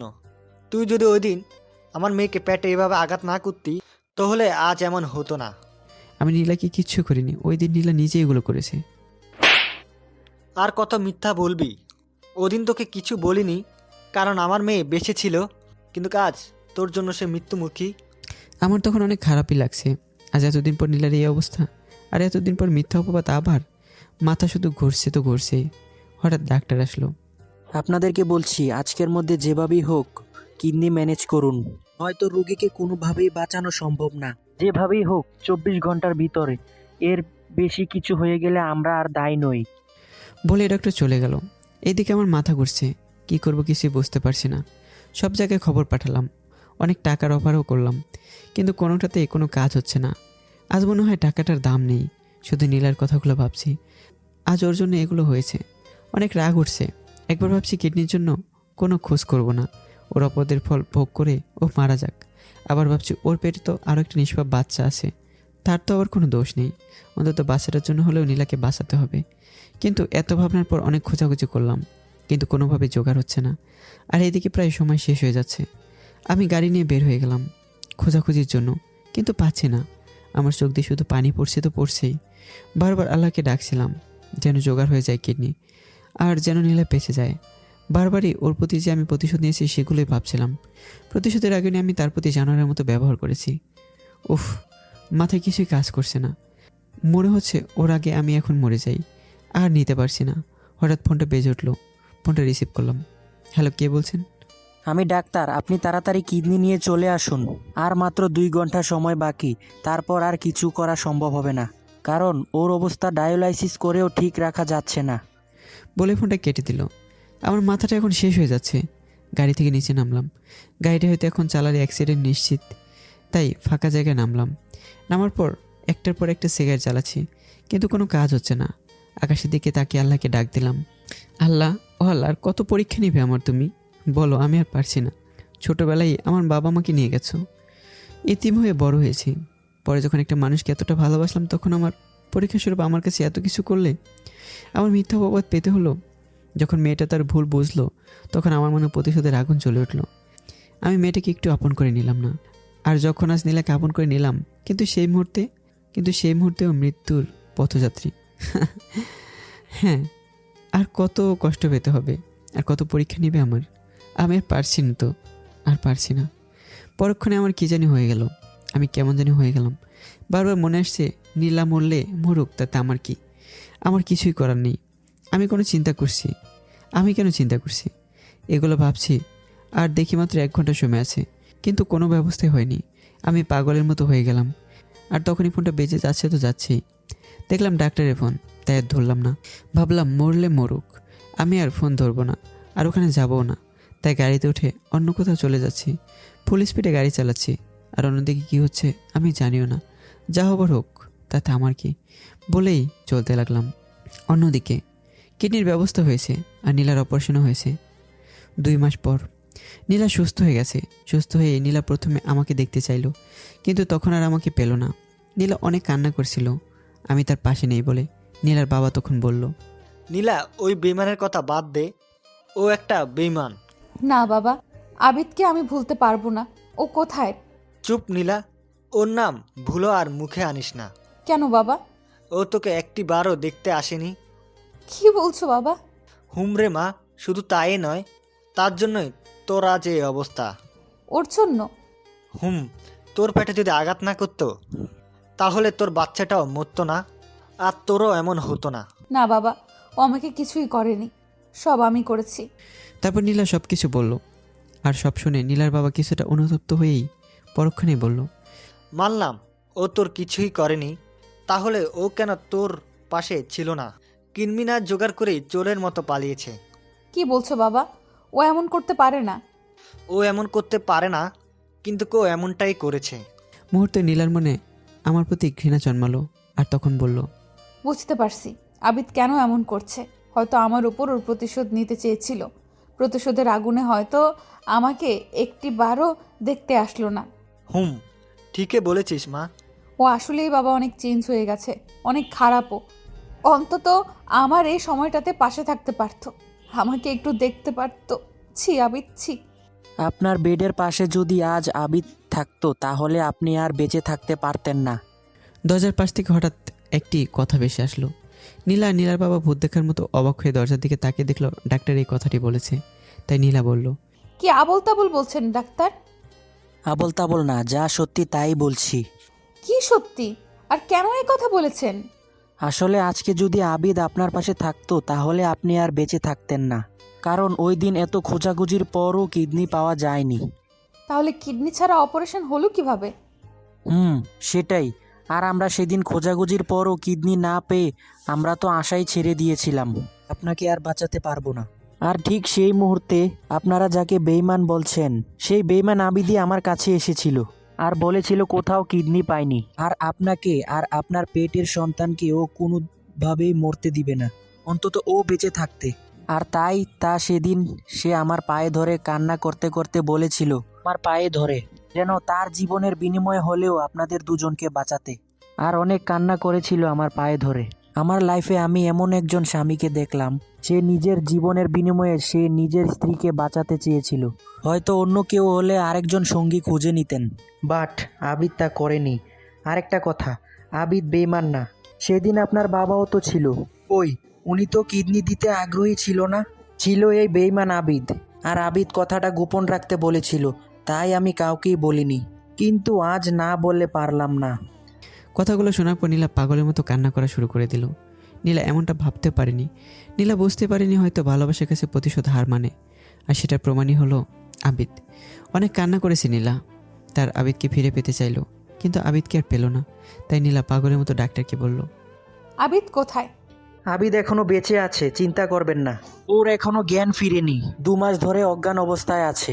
হয়তো 2-1 দিনের মধ্যে ওর জ্ঞান ফিরে যেতে পারে। আবিদ এখন কোথায়? প্লিজ আমি একটু দেখতে চাই। বলে কান্না করতে লাগলো। ডাক্তার নীলাকে আমার বেডরুমে নিয়ে এলো। নীলা আমার পাশে পড়েই কান্না শুরু করে দিল। ওর চোখে পানি আমার পায়ে পড়তে লাগলো। আমার জ্ঞান ফিরে আসলো, কিন্তু চোখ কেন জানি খুলতে পারছে না। আমি শুনতে পেলাম, আবিদ তুমি আমাকে মাফ করে দাও। প্লিজ এখানে কান্নাকাটি করবেন না, তাহলে পেশেন্টের অবস্থা আরও খারাপ হতে পারে। তখন নীলা কান্নামাখা অবস্থায় চলে যেতে চাইলো। আর তখনই আমি আমার সর্বোচ্চটা চেষ্টা করে ডাক দিলাম, কিন্তু শুনতে পাইনি। আমি আবারও নীলা বলে ডাক দিলাম, আর তখনই নীলা দাঁড়িয়ে গেল আর বলল, আমার আবিদ আমাকে ডাকছে। বলে আমার সামনে আসলো। আর ডাক্তার তাকে বাধা দিল। আমি আস্তে আস্তে ইশারায় ডাক্তারকে ডাক দিলাম, ডাক্তার সাহেব, নীলাকে আমার কাছে আসতে দিন। আচ্ছা ঠিক আছে, কিন্তু পেশেন্টের সামনে কান্নাকাটি করবেন না। বলে ডাক্তার চলে গেল। নীলা আস্তে আস্তে আমার সামনে এসে বলল, কেন এমন করলে আবিদ? যদি তোমার কিছু হয়ে যেত? কিছুই হবে না। তারপর নীলা আমাকে মাথায় হাত বুলিয়ে দিতে লাগলো। কেন জানি অনেক ভালো লাগলো। ওর দিকে আমি একটানা চেয়ে আছি। খুব নিষ্পাপ লাগছে ওকে। আর ওর কান্না করা মুখটা দেখতে পুরো বাচ্চা বাচ্চা লাগছে। ওই এমন করে কি দেখছো? তোমাকে আমাকে দেখার দরকার নেই অন্য কেউ আছে নাকি দেখার জন্য? বলে কান্না করে দিয়েছে। এই আর বলবো না তো। তারপরও কেঁদো না। এভাবে নীলার সাথে প্রতিদিন ফাজলামো করতে ভালোই লাগতো। আজ আমি পুরোপুরি সুস্থ। আজ হাসপাতাল থেকে আমাকে ছেড়ে দেবে, তাই ডাক্তার আসলো। আবিদ সাহেব এখন কেমন লাগছে? এই তো ডাক্তার, ভালোই। আপনি আজই যেতে পারবেন। যাব, কিন্তু একটা কথা ছিল। বলো আবিদ। আমি তো নীলাকে কিডনি দিয়েছিলাম, তো আমি বেঁচেছি কিভাবে? আসলে আবিদ সাহেব, আপনার কপালটাই ভালো। ওই দিন যখন আপনার কিডনি নেওয়া হয়েছিল আর নীলার অপারেশন করার পরই একটা ফোন আসে যে একটা অ্যাক্সিডেন্টে মানুষ মারা যায়। আর তখনই ওই মানুষের কিডনিগুলো দিয়ে আপনার অপারেশন শুরু করি। আর আপনার অপারেশন করতে দেরি করায় আপনার সুস্থ হতে অনেক দেরি হয়ে যায়। আর আমরা তো ভেবেছিলাম আপনাকে বাঁচানো বোধহয় সম্ভব হবে না, কিন্তু আল্লাহ আপনাকে বাঁচিয়েছেন, তার প্রতি শুকরিয়া আদায় করুন। হ্যাঁ ডাক্তার সাহেব, বলে আল্লাহর প্রতি অশেষ শুকরিয়া আদায় করে বাসায় রওনা দিলাম। আর ভাবলাম আল্লাহ যা করে ভালোর জন্যই করে। ওই দিন যদি আমি আগের মতো সত্যি গাড়ি নিয়ে চলে যেতাম, হয়তো আমি বেঁচে যেতাম, কিন্তু মরে যেত আরও 2টা জীবন। বাসায় যাওয়ার পরেই নীলা আমাকে জড়িয়ে ধরে কান্না করছে আর বলছে যা করেছে ভুল করেছে, তাকে যেন মাফ করে দিয়ে নতুন করে সুখের সংসার সাজাই। তখন বললাম, প্রতিশোধ না নিয়ে আমি তোমাকে কোনোভাবেই ছাড়বো না। তোমাকে সুস্থ করেছি বলে কি প্রতিশোধ নিব না নাকি? প্রতিশোধ নিতেই হবে। নীলার হাসি মাখে মুখটা কালো হয়ে গেল আর বলল, তাহলে আমাকে মেরেই ফেলো, আমি আর প্রতিশোধের আগুনে জ্বলতে পারবো না। এই কান্না করছো কেন?